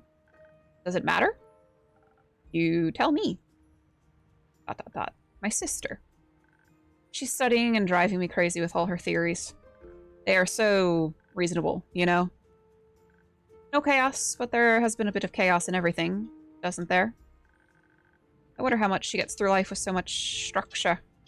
Oh, what? Structure is the key to everything, young lad. Without structure, there is no chaos, and thus there'd be no entropy. I found entropy to be quite essential in this world. And you are? Oh, how rude of me. Top of the morning to you, lad. And to you, innkeeper. Correct. Nice to meet you. Nice to meet you, too. I suppose you may call me Scully. My actual living name would be too ancient to be spoken aloud. I'm an archivist. At least I used to be. Now I'm dead. Next dad be like, somewhat. Not completely, obviously, under mysterious circumstances. I happen to still be conscious. So you're undead. Precisely. How? Well, I passed on, and then one day I rose from my grave. It was like a long sleep, completely knackered for thousands of years. At least I believe it's been thousands of years. What year is it? 1755. Expletive. That's brutally long. So, how did you come back to life? I'm not too sure myself. I woke up and walked on like nothing happened. Thought to myself, might as well explore the world anew. Those who'd risen with me didn't seem to be inhabited by an independent consciousness, and alas, didn't care. Those who'd risen with you? There are more like you out there? Of course. Undead rarely rise alone, mostly serve a master. Right. However, I decided not to bother with that and go on my own way. Going south, I passed through Zofert and found a small little tavern. A bit like this one, more nautical in style. They had a lot of fish. I've been a big fan of seafood. Though I got to listen to a lot of town gossip. Care to fill me in on that Zofert gossip? Well, apparently a well-known noble married a commoner and decided to run off with her, leaving the family without an heir. But there's more! Fishermen fear the Zofert has been cursed by a sea witch. They say the docks are being haunted by lonely animals that stare blankly at the waves and moon all night. And during the day, they disappear like ghosts. Bit of a weird curse. Fitting for a sea witch or wild sailor's tale. Innkeepers say, do you have a drink for this undead fella? A drink and a mop? Just a drink. I won't be needing a mop. You say so. What would you like? Something that'll loosen up this non-existent tongue. Something full of charm and appeal. Coming right up.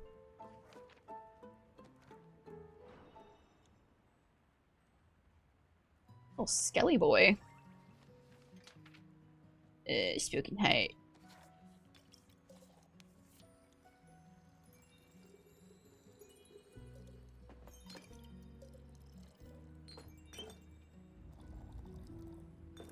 Ding ding.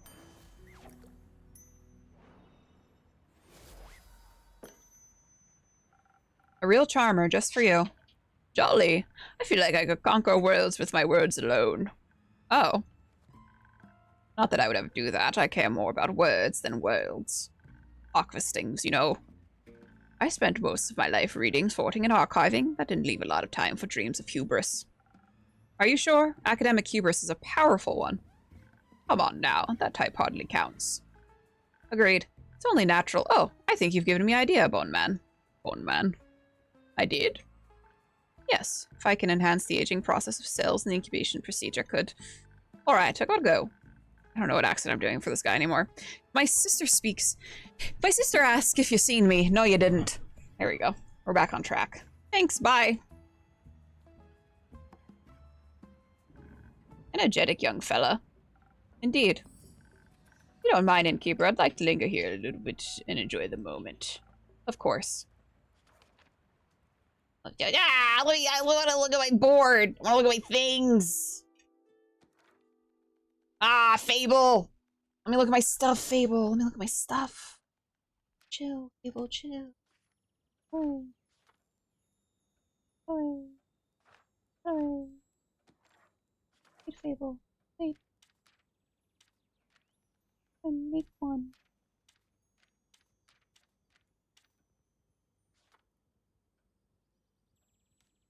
Why won't you let me make one? Hey, Innkeep, how's it going?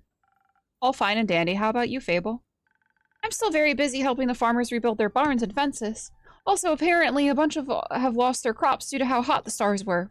It's terrible. Seeing all the destruction is terrible. I've never seen anything like this before, either. Historically, the Lady of the Gilded Sea never struck me as someone to unleash baneful omens. Apologies, my manners. It's impolite to burst into conversation just like that. I'm Scully. Fable. Nice to meet you, Fable. Again, my apologies for the impulsivity. That's alright. I was just surprised you could actually talk. Oh, no offense. I just thought, usually don't take, and usually skeletons don't speak. Theopractically, they don't. Theopractically? Practically in theory. Exceptions confirm the rule. You sound like a wizard. Please don't say that. Okay, let's pretend I didn't. Scully, how did you like her drinks? Surely, an experience. I can feel it gurgling in my bones. Sometimes they do that. Could you also make me a drink, innkeeper? I don't want my bones to jingle, but something that enhances my finesse would be nice. You know, you have very delicate with zucchini seeds, or they'll give up immediately. Want his hat? He looks like Doug Dimmadome from Dimsdale Dimmadome. Of course, coming right up. Doug Dimmadome, owner of the Dimsdale Dimmadome.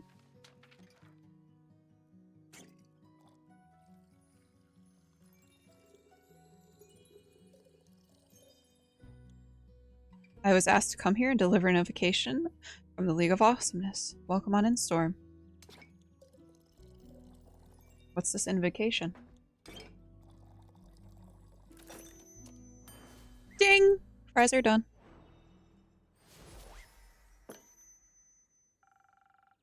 I hope this tastes refined enough. This is perfect. You know just what I need, Innkeeper. Of course I do. Oh, you're my favorite regular. I am? Yes. And you're my favorite innkeeper. ... Thank you, Fable. So, do you think your farm work will be done soon? Oh, I hope so. Not that I don't like helping them out, I do, but I think the sooner everyone can get back to a normal life, the better. Do you perhaps need a hand? I happen to have two. And I might know a thing or two about crops and fences. ... Sure, I could use some help carrying a few things over to Traegerin. My treehouse is just around the corner. Splendid. Sounds like quite a useful endeavor. I'll gladly indulge. You are as awesome as possible to everyone you encounter, and go forth into the world and make it even more awesome. Amen. Amen. Fuck. Thank you. Innkeep, before we go, I have something I wanted to give you. What do you have for me, Fable? Some dried honey flowers. The farmers didn't know how to thank me, so they gave me these flowers. And you're always so helpful and nice, so I wanted to share them with you. I'm sure you already have at least 4 ideas on how to use them. Thank you very much, Fable. I'll make sure to put them to good use.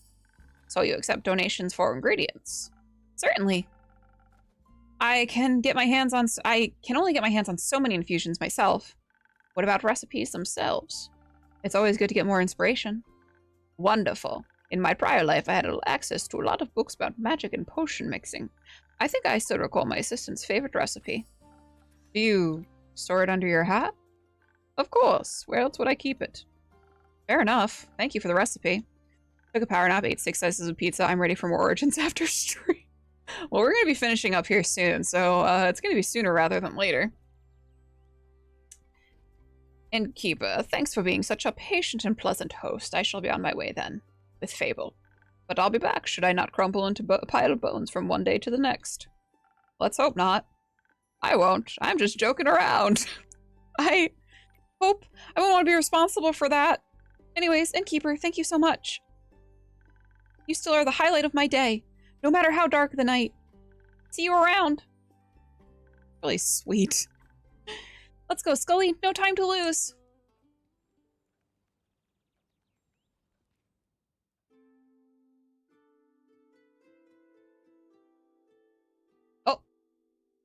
Kyle! That I was able to witness such rarity in my lifetime. Oh, this is the voice. Immaculate! You would even be excited about a rusty nail. Of course I would. Such a splendid chemical process. Metals have a variety of chemical processes. Rust being my least favorite of them. Ruins lots of hard work. Does it now? Yep, makes everything porous. Oh. Kyle, Rhea, nice to see you both again. Likewise, dear innkeeper, how has your day been? Can't complain. Had some interesting customers today. Ah! Like that one distinguished gentleman who crossed us on our way in. I love games like this. Rip to the dude who made Coffee Talk. What a pie. Seriously, yeah. This was like, and obviously like, they directly like reference Coffee Talk as a inspiration for this game. I still need to play the second Coffee Talk. I heard it's good. Distinguished, yeah. Gentlemen don't know. A giant top hat doesn't make you a gentleman. What makes you a gentleman? Manners. Manners maketh man. He was quite polite, I recall. Greeted me with the tip of his hat. Find everyone polite, even your slime. But Mr. Slime is quite polite. What a peculiar wall clock you have there. I feel like I've seen it somewhere before. It looks just like the clock in Evelyn's living room. Reminds me of all the times I impatiently waited for her to come home after important meetings and banquets. Do you know if it is her clock by any chance?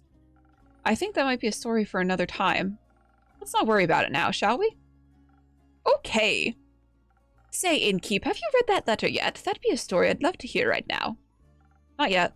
No. Tragic. I've always loved writing letters. ... Innkeep, you got a drink for me. Something that'll make me tougher. So I can get through today's babbling. Of course. Second one is arguably better. Yeah, I really enjoyed the first one, so it's just been a matter of me having time to play the second one.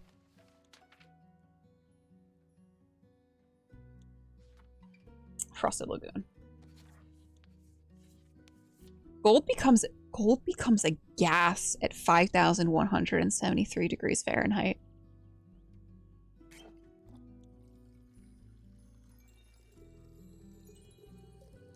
You know, it's like one of those things I've never thought about that, like, yeah, like, metals will, like, if you heat them up enough, they will eventually become a gas.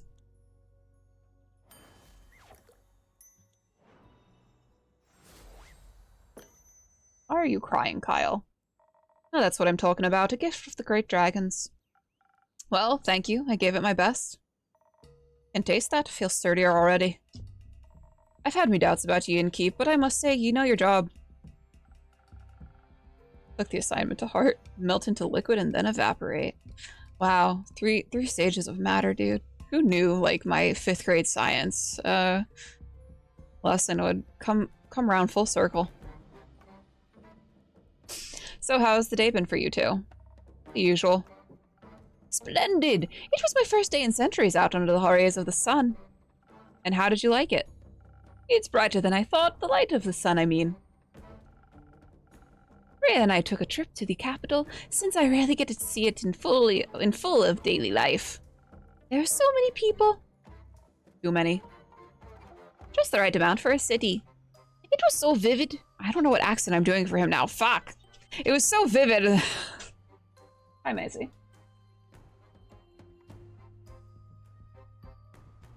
Just like have a dog that's weird. Boiling gold is a thought. Isn't that what Drogo did to Cerys? Gave him a crown of gold and then poured boiling gold on his head in Game of Thrones. A crown for a king. And he... So vivid, it almost made me feel alive. And everyone was able to admire my beautiful cape. Is that the cape? The cape of invisibility. It absolutely is. How curious. Does that mean you two are going to Beruvia now? Huh? Why would we want to go there? ... That was the deal. I helped get you cape. so you can attend the fancy Baruvian vampire banquet and I get me gold's worth. After me lucky charms. What a G move that was, truly. ... Oh, I got that invitation about 500 years ago. Didn't I mention that? ... No? What about me material then? Well, I can give you the gold right now if you want. Can you accompany me a while longer though? Ugh, fine. Oh, wonderful. Every second I spend with you brings me tremendous joy. What a great day to be a vampire. I've got my cape back, and I can walk under the sun like mortals do. Say, innkeeper, what if you thought of a new drink? One that would taste just as incredible as the gentle and welcoming beams of sunlight feel on your skin. That's kind of a vague description, but I think I might have something in mind already. Ah, wonderful. ... I wonder if my dear Evelyn would desire to walk in the sunlight as well. Do you know how she is doing? Do you think I could pay her a visit? You shouldn't. I should. The air smells like reconciliation. Do you think that's a good idea? It ain't. It is! Kyle, you've stolen her, your cape. Do you know she'll greet you with open... You know what I'd do if me ex-husband stole me hammer? What? Take it and smash all he holds dear. No one takes what's mine. But the cape is mine. Is she of the same opinion, you think? Oh. Maybe you're right. It would be a shame to lose my cape again. All she'd have to do is ask, oh, my undead Evelyn. There has never been a wish of hers I turned down. And I wouldn't to this day. I don't want to have whatever you have with her. I'd lose my mind. Well, yeah, I know. Oh, how I miss her. My heart is aching. That's all. Maybe one day she'll reach out to me. I still miss her dearly. Oh, Kyle. And I shall miss her evermore, looking toward the mountain's peak, knowing she's merely a gasp away. Maybe a drink could help for now. Oh, would you do that? A drink for me? Of course. Something strong, please, dear innkeeper, so that my heart may stop aching soon. Oh, Kyle.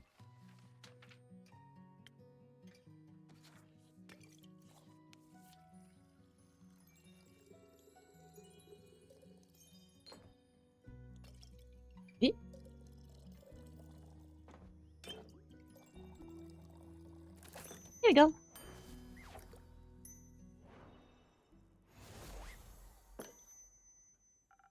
I can't mend your broken heart. Perhaps this will help. ... It does. Thank you, dear innkeeper. ... Why don't you tell the innkeep more about your day, hmm? ... Right. I suppose I wasn't done yet. Where was I? Your trip to the capital, busy streets, bustling with people. Roots! Roots? Roots. We admired the roots that enclose the city almost like a rampart. I finally had the chance to take a closer look. Quite fascinating. I just dropped so many frames at once. I don't know what that was about. For once, I gotta agree. Almost made me believe the myths are true. Myths? Myths. I've told you. Rumor has it these are the roots of the Aether Tree. Breaking through the surface and taking hold of Gaia, where they guard the capital. Ah, yes. A very good defense plan indeed. What is wood going to do to protect a city? A city is protected with stone. Oh. I was never very involved in fortification efforts. I figured. Oh. Oh? We also met the lovely Seraph again. How are her investigations coming along? Oh, she's an Asmar. That makes sense. Very well. She seemed eager and determined, a detective spirit. Believe the last made her way to Dalwell. She seemed to be onto something. I can't wait to hear the story when she returns. Hey, Aaron! What's up, motherfuckers? Likewise. Say, Rhea, can we go to town and check out the antiques dealer? Oi, why? Is that Tim Curry? It kind of does look like him, doesn't it?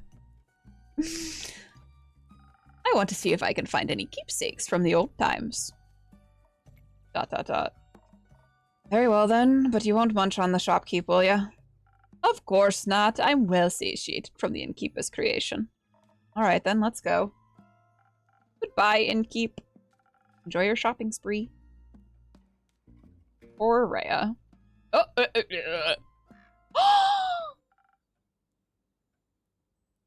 Puppies? It's a two-headed puppy? I was very excited because she's hot. But puppies? Well met, adventurer. Do my eyes deceive me? Mint thee in the flesh. Hello, darling innkeeper. It's so good to see you again. I'm just a sweet innkeeper. It certainly has been a while. Must be hitting that 15-year mark, right? It'll be 25 years soon, actually. Ah, you know how I am when it comes to keeping track of time spans longer than a decade. I am well aware. Good that you have me to drop in from time to time to remind you, I couldn't be more grateful. Especially when you bring Casket and Kane along with you. Ah! Do cute service beasts still can discount here? Always. So, what's brought you back to the area? It's not your usual haunt. No, I generally prefer something more...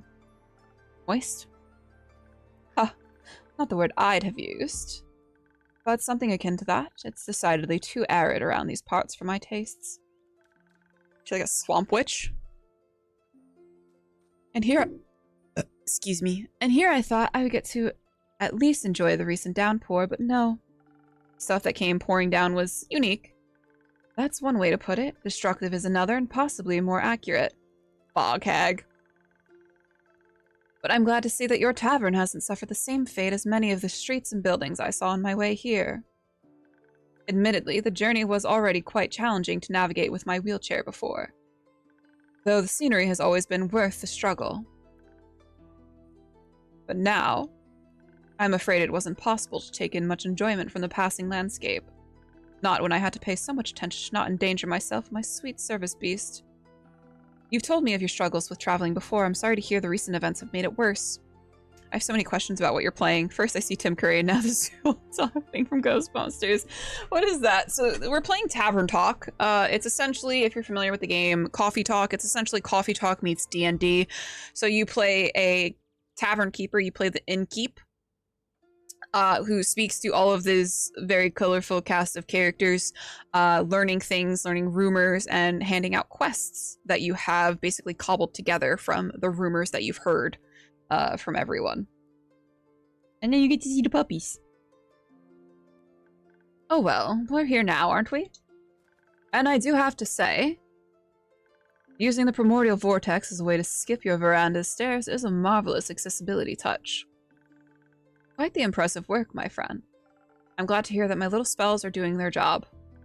I hope the city will put similar care into rebuilding the streets. Flatter cobblestones would do wonders for many people like me. But believe it or not, I didn't come all this way to talk about the development of inclusivity and an urban infrastructure. No, really. Shocking, right? I'm here on the hunt, one could say. What do you have your eyes on? Protection pearls. I've heard a few hushed whispers in my library. Folks say the pearls appear in the Lonesome Lagoon this time of year.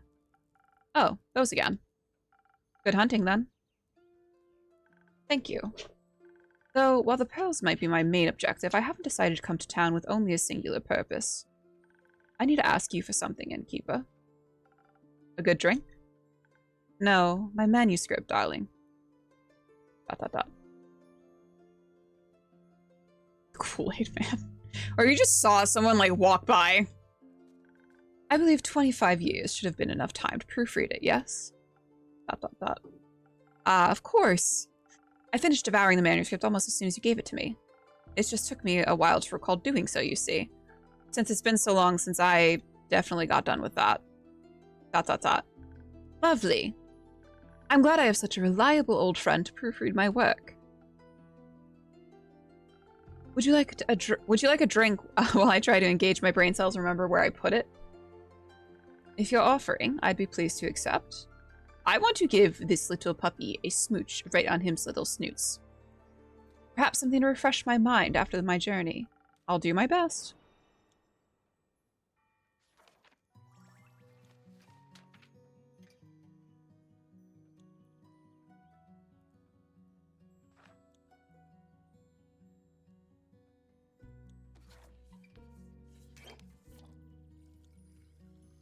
It's just a dog head. No other pots. As far as I know, it's a two-headed dog, which is honestly what I'm hoping.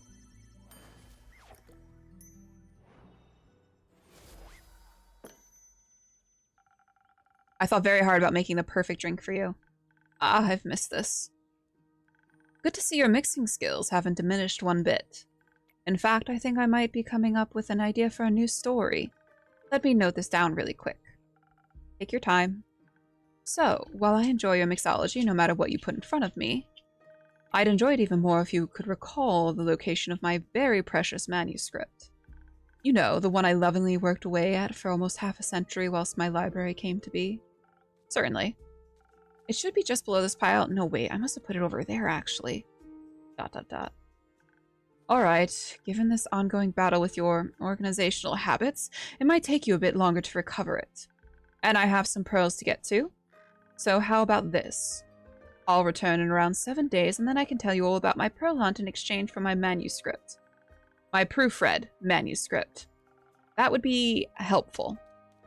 Good. It's nice seeing your wary face again, innkeeper. Likewise, Menthy. Have a safe and pearl-full journey.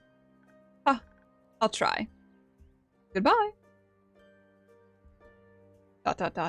7 days should be enough to read a manuscript, right? Oh, here we go.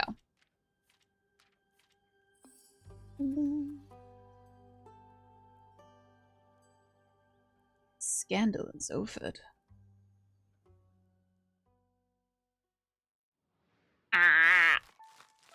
Me and her makes me want to get back into... I was thinking the other day about getting another tattoo, and I was like, I got too much going on this summer for me to do that right now.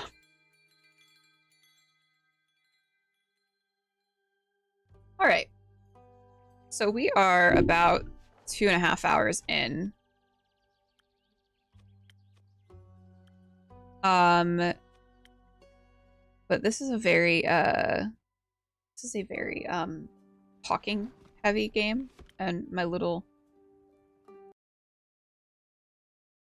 mouth is dry.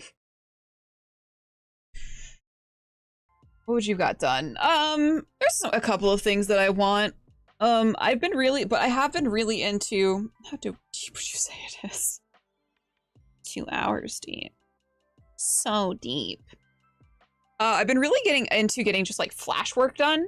If I really like an artist, like I'll just go like the last couple of pieces I've gotten done, besides my vase with my snake.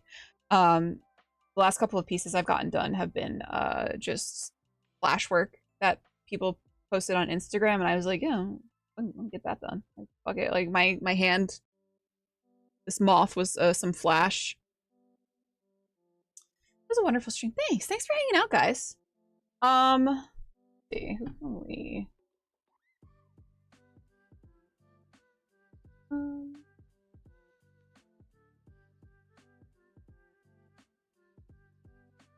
Being heavy into horror inspo lately, gory horror, film, sleep, be sick, it's just saving. Yeah, that's the problem. It's like some money. And I saw a TikTok about this recently, how expensive tattoos have gotten. And not, this is probably controversial. Not that most tattoo artists don't deserve to get paid a lot for their work, because they definitely do. But $300 an hour is a little bit ridiculous. So yeah, it's a little bit of a struggle right now trying to find like artists where it's like you don't have to pay out the ass for them.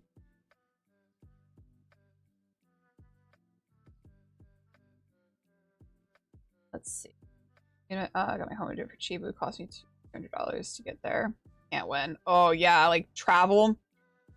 So I used to live. Oh yeah, Varl. Like, my original artist who has done like all of my like prominent work.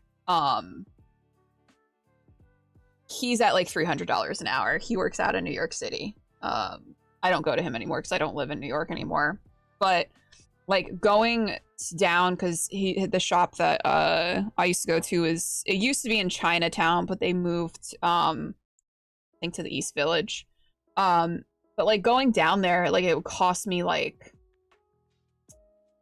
if I drove down there, it cost me at least like $100 just to like drive down there between the tolls and parking. And then if I took the train down there, it would cost me similarly, because I would have to get the train ticket, which is like $20. I'd have to pay for parking at the station, and then take a taxi or an Uber down from Grand Central down all the way down to East Village, which is like another like $30. Yeah, modern tattoo pricing is far too high, especially when accounting for tipping. Yeah. And like the artist will still expect you to tip like 20%. And it's like, I've already paid you like over $1,000, and 20% of $1,000, that's like that's the cost of another hour session. Like, and like I fully believe that like to pay like your artists and stuff like a good amount for the work that they're doing, because tattooing is a luxury. But it's just like knowing how much tattoos cost like even 10 years ago and comparing it to the prices now, it's like absolutely insane the amount that they cost now.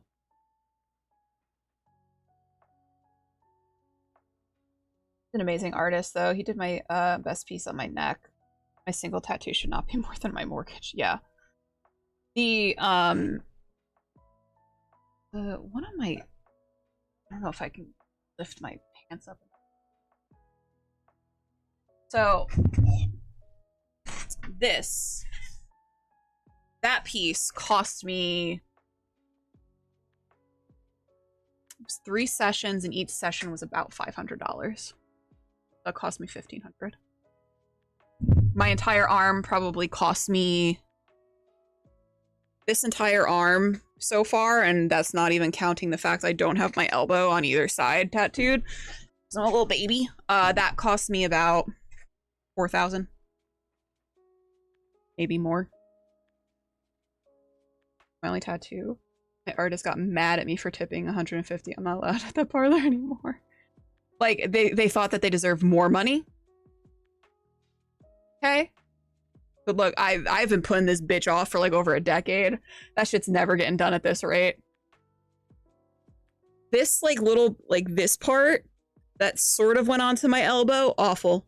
God awful. Even like right here hurt. And then going into my arm, this part fucking hurt. They were requesting $250 tip minimum, dude. Like, that's insane. Like, that's literally insane. Like, these people are like, you're charging me, and like, again, I understand tattooing is a luxury, but you're charging me to, like, usually it's like, at this point, I've seen about $250 minimum. And that's $250 an hour for the tattoos. You're charging me what I make in like 10 hours for an hour of your work. Crazy. And then you have like these people doing like, which I don't believe it costs that much to cover their materials and tool costs. And I understand, so like there's a lot that goes in. So like material, tool costs, the cost of their time, and then depending on if they're working in a shop, they have to basically rent the spot in the shop from the shop owner. So like maybe it's the shop owner like fucking jacking up the prices, and like but still this is like, it's like such an exorbitant amount. Wait, damn, that's a lot. It's usually $50 an hour. Yeah, no, not here. I live just outside of Seattle. And again, when I lived in New York, I lived just outside of New York City, where prices are even like higher. So I got grandfathered into my old artists like rates. I was still paying him $200 an hour, and he had gone up to, I think, about $300 an hour by the time I moved out here from New York. And he was only charging me $200 an hour because I had been going to him for a decade.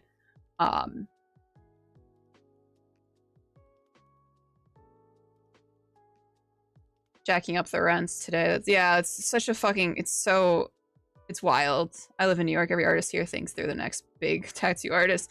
And like, granted, like like, if you look at Matt Troiano, like that's my artist who's done all of my work on like my arm and stuff besides my hand. He's done like all of like my big work on like my arms and like my legs.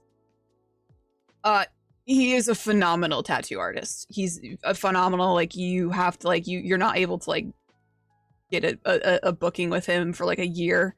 He's a really amazing tattoo artist. It's just the price is a lot. It's a lot of money. It's like one of those things like I would literally spend months saving up to get a tattoo. And that's why I think I've been enjoying like the flash pieces. Like my little ice cream cone, I think this only cost me like $300 maybe. And it was like, yeah, this is going to be the set price. It's like, hey, this is going to be $300. And that's nice going in knowing that it's like, hey, this is a $300 tattoo, as opposed to going in for like other pieces where you sit for a couple of hours and then they tell you the price afterwards. I feel like most tattoos come from artwork that is brought in. The tattooer doesn't even do that. Seeple, and I've seen there's been a rise too in people charging for the cost of the drawing, which has never been a thing before. Like it's a little bizarre now that people are charging for the cost of them drawing the design that they're going to be tattooing on you. I've never seen that done in practice before ever. And like within the last like 5-6 years, I've seen that like sort of start to becoming like the new like standard. I live in a basement, so luckily my rent's cheap enough. Like a studio apartment sort of deal. Yeah, we live in a little basement apartment, so I think I will stick to CTRPGs and video games. Well, probably the smarter option. But yeah, I've been wanting to get some tattoos, but I'm trying to build my fun back up because I went a little crazy last year. After not having gotten tattooed for like 1.5 years, I went a little crazy and I got like 5 tattoos. Oop. Sorry about the ads.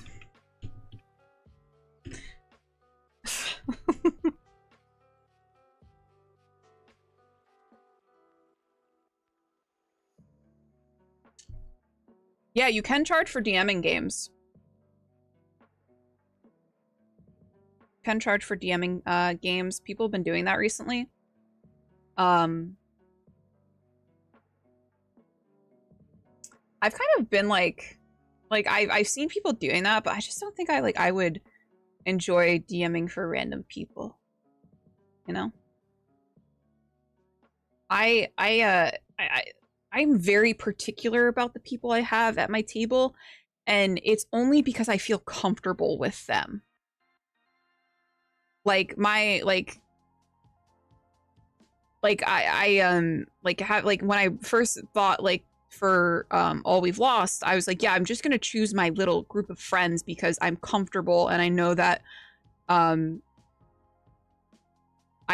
they enjoy the same type of storytelling that I do. I don't think that the way that I DM would be conducive to like how people would probably want a game to be played if they were to pay for it. After this gig, I'm gonna have so much hell yeah, okay? Hell yeah. They're just reminding me to buy toothpaste. There's a lot of pressure in it. Did it for a year, it sucked. I refuse to charge a penny for DMing despite the fact that I've been doing it for a decade. TTRPGs are meant to be an accessible way of having fun, and putting a monetary barrier to that fun is doo-doo, my opinion. I get that, Kay. I get that a lot. We are now we're talking about DMing for money. I've seen some dog water DMs charge, fam. I mean, I've seen some dog water DMs claim to be professional DMs, so. A lot of people I've played D&D with want to play like a video game. Yeah, they want to play like the video game where they're the main character, despite the fact there's like other people at the table. I have 2. Both of them had major issues. One of the places I went to wanted to charge me fix their work. Absolutely not, Bull. If they fuck up, if a tattoo place fucks up your tattoo, they should fix that shit for free. And none of the places I have ever gone to have ever charged me for like a touch up. It's always free touch ups. I see the XP over milestone players. The XP over milestone players who will just murder hobo their way into level after level. Not a character. Yeah, and I think like at this point, like I think like when I first got into like D&D, I was really into like combat and stuff like that, and like really into like kind of like really exploring like the mechanics of my character. Now I am a lot less about mechanics and way more about just way more about roleplay and character dynamics, which has nothing to do with like the mechanics of the game. Regrets versus regrets. An artist fucked up my knuckles once, found out later he was drunk on the job. That is awful. That's a nightmare.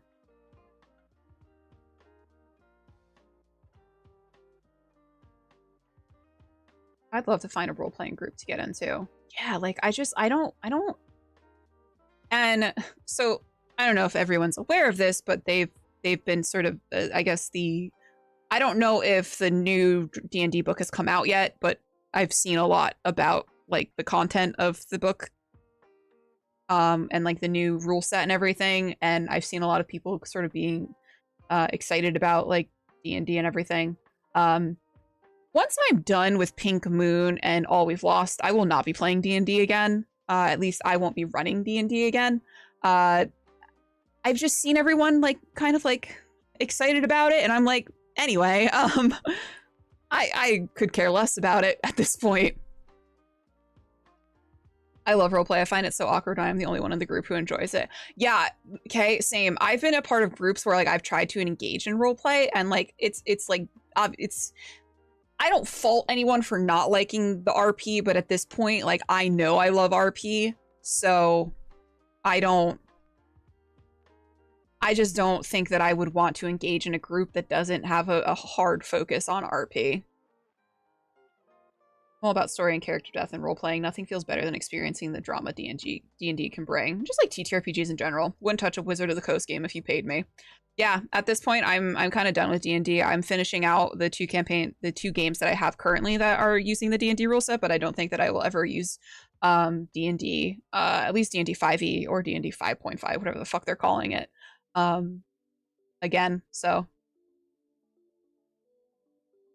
the only role-playing game I've played is Fallout 3, thinking about taking a step further, getting my PC set up so I can mod the game, roaming the wastelands as Shrek. Get out in me swamp! I am planning on buying the new core rule books just to keep yeah, that's fair. Like pulling teeth with players who don't engage. And yeah, and like sometimes you're like kind of like you're like, oh hey, like oh, and so what does your character think about this? And they're like, anyway, I start just fucking whacking this innocent little goblin. I want XP to level up. All my games are RP focused. Hell yeah. That's what I love, dude. It is deflating, creature, to have RP shut down. It feels bad. It's a bad feeling. Okay, I'll shut up and roll dice. That's literally, yeah, that's how it feels. It feels awful.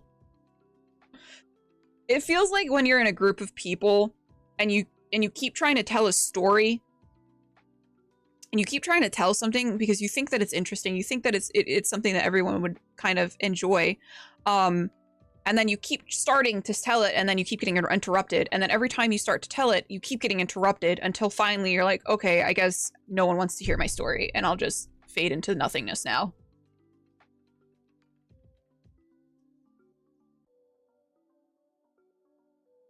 Hold up to, well, that's why I said 5e. I genuinely don't want to. I just don't want to. I don't want to fuck with 5e anymore. I think that there are far better, for the games that I want to run, there are far better rule sets out there. Far more interesting rule sets. I've been running D&D since high school and generally fucking done with it. Yeah, it's kind of, they kind of ran into the ground with all of the fucking dumb shit they've pulled recently. Especially now that like it seems like Wizards of the Coast is going like the route with like AI art. kind of like the nail in the coffin for me, you know. Since I'm yes, we've watched the Fallout show. We're very excited for the second season. We're probably going to be running some Fallout, like the Fallout TTRPG on this channel, at some point. Wink. Nothing makes me happier to see each other learn over time what they're about and seeing how they handle what they choose to undertake. Exactly, Varl. Like, actually, like, and it's also like you can tell the type of people that don't give a fuck about any of the other characters in their party, by how much they actually try to engage with other characters. Because like I've definitely been a part of groups where the lack of like reciprocation in like trying to learn about like my character versus how much I try and like engage with another player about their character, that's infuriating. I hate that. I refuse to be a part of those tables anymore. Rules like games are the best. Yeah, that's why I like the kids on bikes rule set. That's like so, it's like so like, yeah, just roll your d20. I guess you don't really have to. Run some One Ring. Oh my god, I want to, Sithy. Sithy, we'll do a One Ring game.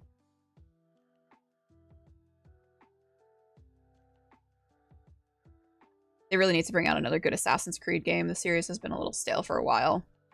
Yes. I didn't even like Black Flag. Black Flag was the game I dropped off of Assassin's Creed with. I could not finish it. I did not like it. I didn't like the ship combat, I don't think. I don't want a bunch of rules getting away in my RP. I'm trying to kiss my friends, okay? Seriously. See, that's why like we're on the same kind of mindset grindset when it comes to RPs, to RPGs, TTRPGs, is the exact same kind of thing we want out of our games. So far invested in each other's characters in the world. Can't wait for the projects to come to light. Hell yeah. That's exciting, Mike. Boutique dice mechanics for original one-shots. Yeah, I just, I don't really like combat either. I don't really like running combat, and I'm sure that's probably fairly obvious. When you guys watch me DM, that I don't really like combat. I get kind of bored with it very easily. After like 2 rounds, I'm like, okay, can this be done? Me as the DM being like, can this be done? But it is like, it's necessary for the game that I'm currently running. Well, the 2 games that I'm currently running that are D&D. The mechanics should facilitate the story, not impede it. And I hate like having to like run, I know, Joel, I'm sorry I said I don't like combat. It's,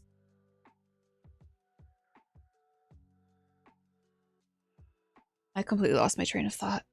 That went away. My vampire name, using 3 rounds and out. Oh my god. Yeah, I literally like, if a combat's not done in like 3 rounds, I'm like, I'm just marking off more HPs than the players say at that point. How else am I supposed to kill my characters? Kill your characters through use of their own stupid decisions. The only thing that makes D&D is combat. So many other TTRPGs can do better. Yeah, that's fair.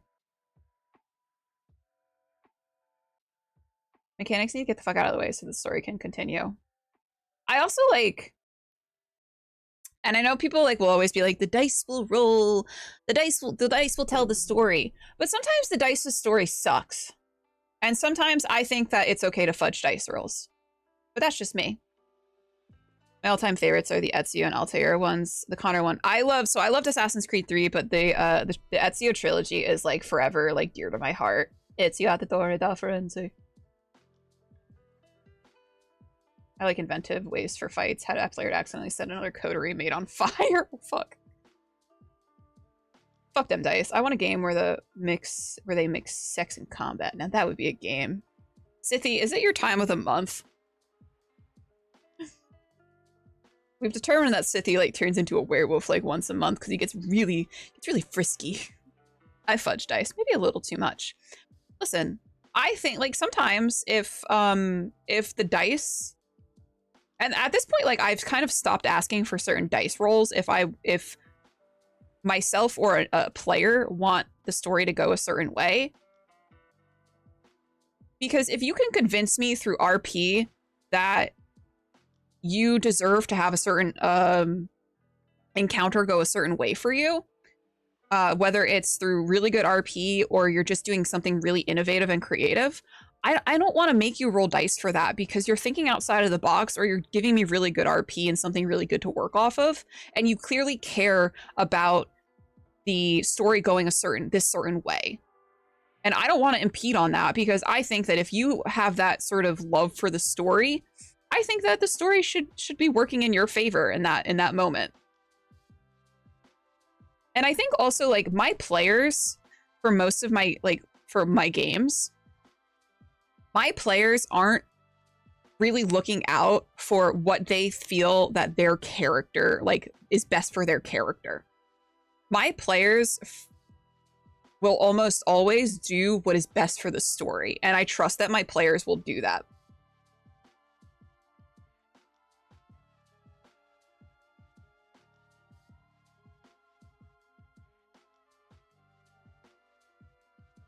Me this Saturday, fuck this story. I genuinely think Cyberpunk Red has great mechanics and the combat more fun and adaptive than anything D&D has done. I desperately want to play like a Cyberpunk game.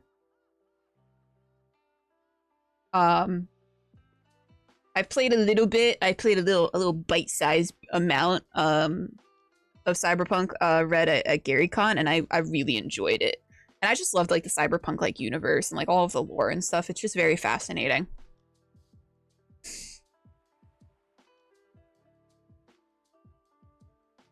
Aren't they supposed to be remaking 1 and 2 modern graphics? Heard something about that somewhere. I mean, they've just been pushing out fucking these stupid games that I don't like and I can't stand. I'll play some. This one's for all my baby girls. Some Cyberpunk with you, queen. Ladies, and they make me smile. Thanks for lurking, Varl. You're 100% welcome. I know. Okay, we've talked about this.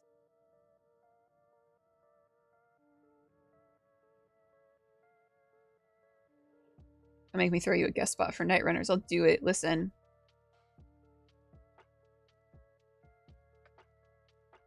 Also, so I'm gonna talk about very briefly about so I was a guest over on Astera last night. And no one knew that I was gonna be guesting. Like the players didn't know I was gonna be popping in to guest during the session. And Andrew over on there, it was like said something so nice in chat, and he was like, I never thought I would have like even the chance to play or to sit at a table with Miri.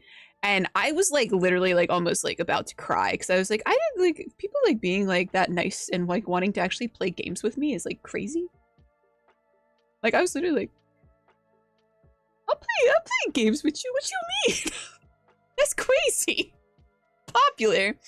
Medication's kicking in, so fortunately. Thank you so much. Thanks for chatting, Aaron. Thanks for hanging out.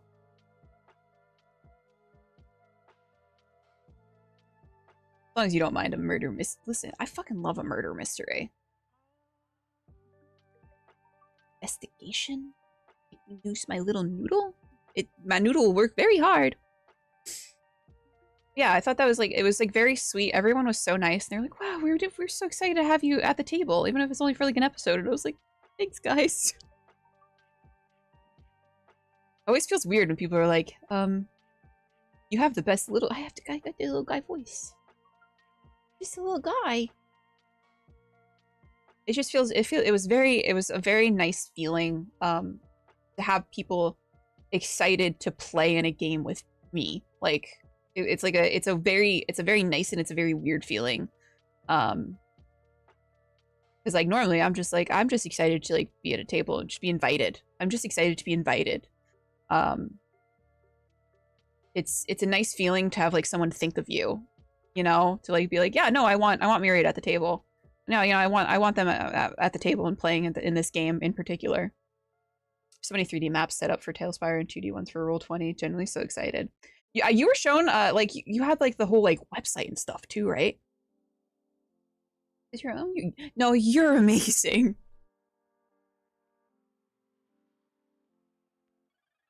Like it's a nice feeling. It feels very nice. I do have 3 Primogen working.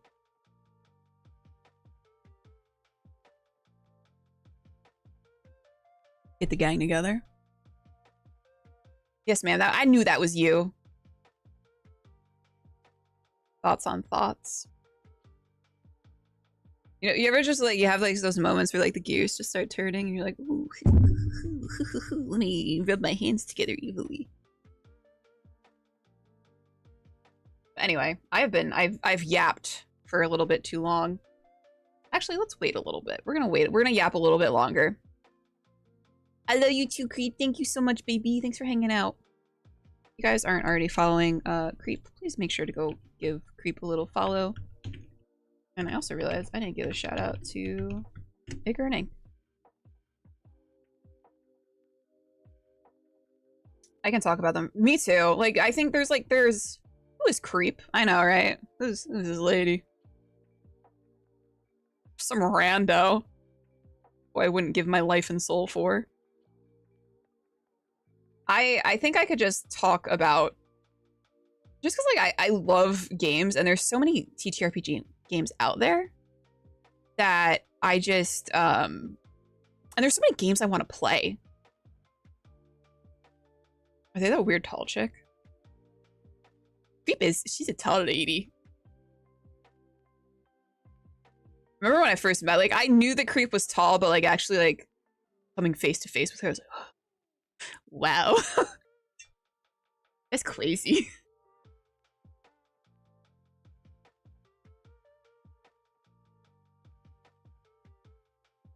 Just tell that Dragon Age game because that needs. Oh my god, that's on my list. So I have like I've got a list of games that I either want to run or maybe have someone run for me. And like I'll produce on the channel or something. And Dragon Age is on there. Kind of happy that TTRPGs kind of exploded. Yeah, I was actually like not I was never into TTRPGs before 2020.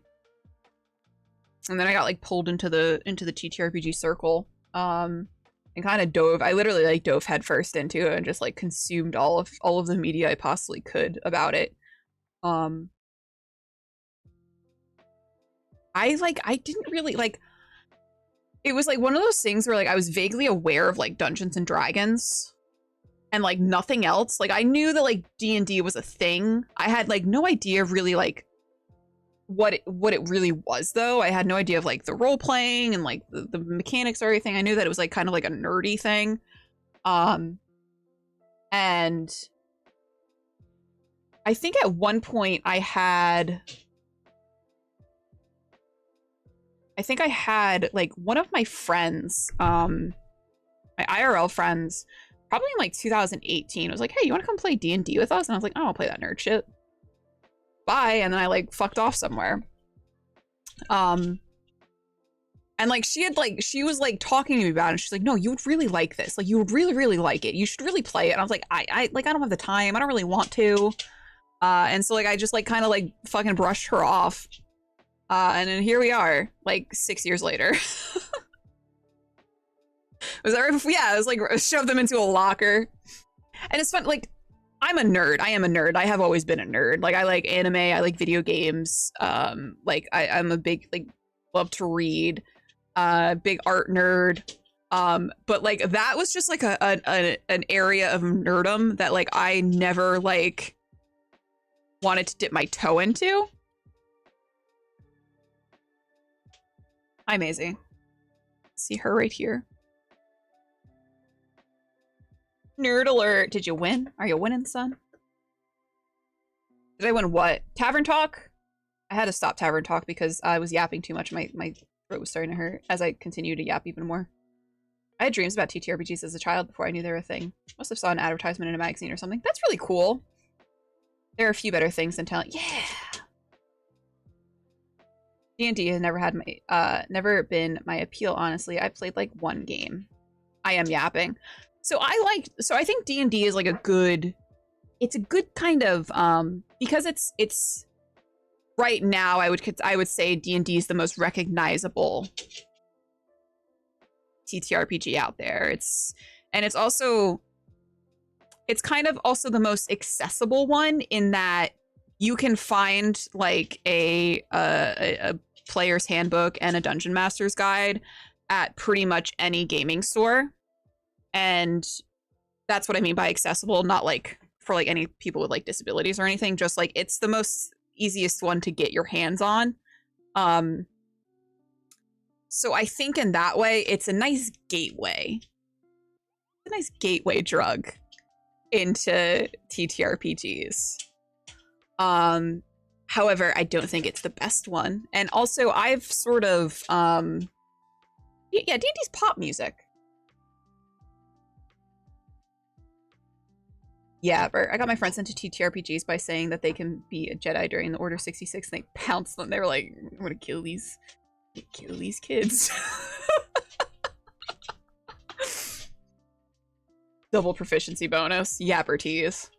Wizards of the Coast bound and determined to destroy it for older players. Yeah. But I think that there are far better TTRPGs out there, not just for combat, not just for RP or mechanic wise, more like morally as well, given Wizards of the Coast and Hasbro's fuckery throughout the last couple of years. And honestly, I'm kind of over fantasy right now. I'm kind of burnt out on fantasy, and I am very much looking forward to the end of All We've Lost so that I can move on to other things. Like I'm really big into horror, which if you've watched the first episode of the Kids on Bikes game over on Creeps channel that I'm running, like that, like we're doing like it's turning into a slasher. That's like I'm into that. I'm so fucking into that. I love writing that. I love writing horror. I love really like writing and setting the scene. And I was like very worried going into that first episode in the narration that I had written for it, because it's a little bit different than anything that I have seen other people sort of do in TTRPGs. Because I was very much trying to set it up as though like you were taking the view of a camera in a horror movie, in like a slasher film, and kind of like painting the picture in the way that you would see it via like a movie. And I was like very nervous that I wasn't going to do it right or portray it like properly, but people gave me positive feedback about that, so I'm happy about that. You're moving into obscure indie bands. There's nothing wrong with Justin Bieber. Are you a believer bull? As cliche it is to say, Critical Role brought me into the fold. So I had been invited into like a D&D group, but it was Critical Role that like sort of like made me see that there was more than just mechanics to the game.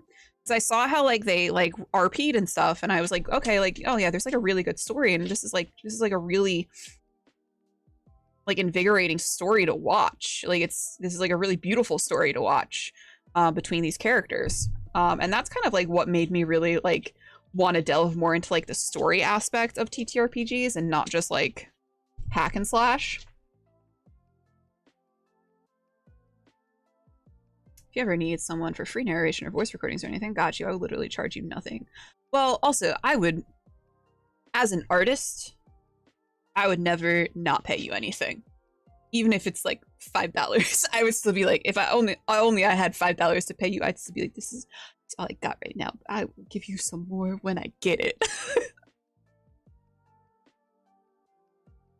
Fortunately, a lot of studios are going down that route. They've become the evil they once wrote about. You either die a hero or live long enough to see yourself become the villain, you know? Pocket lint and a nickel. Matt Mercer is a gateway drug for dice goblins. So true. Hella true. Anyway. So we were gonna raid into someone else. However, I yapped long enough that we can go raid over into Creep. So that's what we're gonna do. We're gonna go raid over into Creep. Thanks, Queecha. So stick around as we go right into Creep. I believe she is going to be doing... She's painting a dwarf in a bathtub. If you don't know, Creep is an amazing miniature painter. Literally one of the best I've ever seen. So stick around as we go raid. And thank you guys for hanging out. Thanks for yapping with me. I appreciate you guys just chilling with me as I just spout nonsense half the time. And I will see you guys Saturday at 11 a.m. Pacific for All We've Lost, Session 2 of Volume 4. Yeah, I'll talk to you guys later. Bye!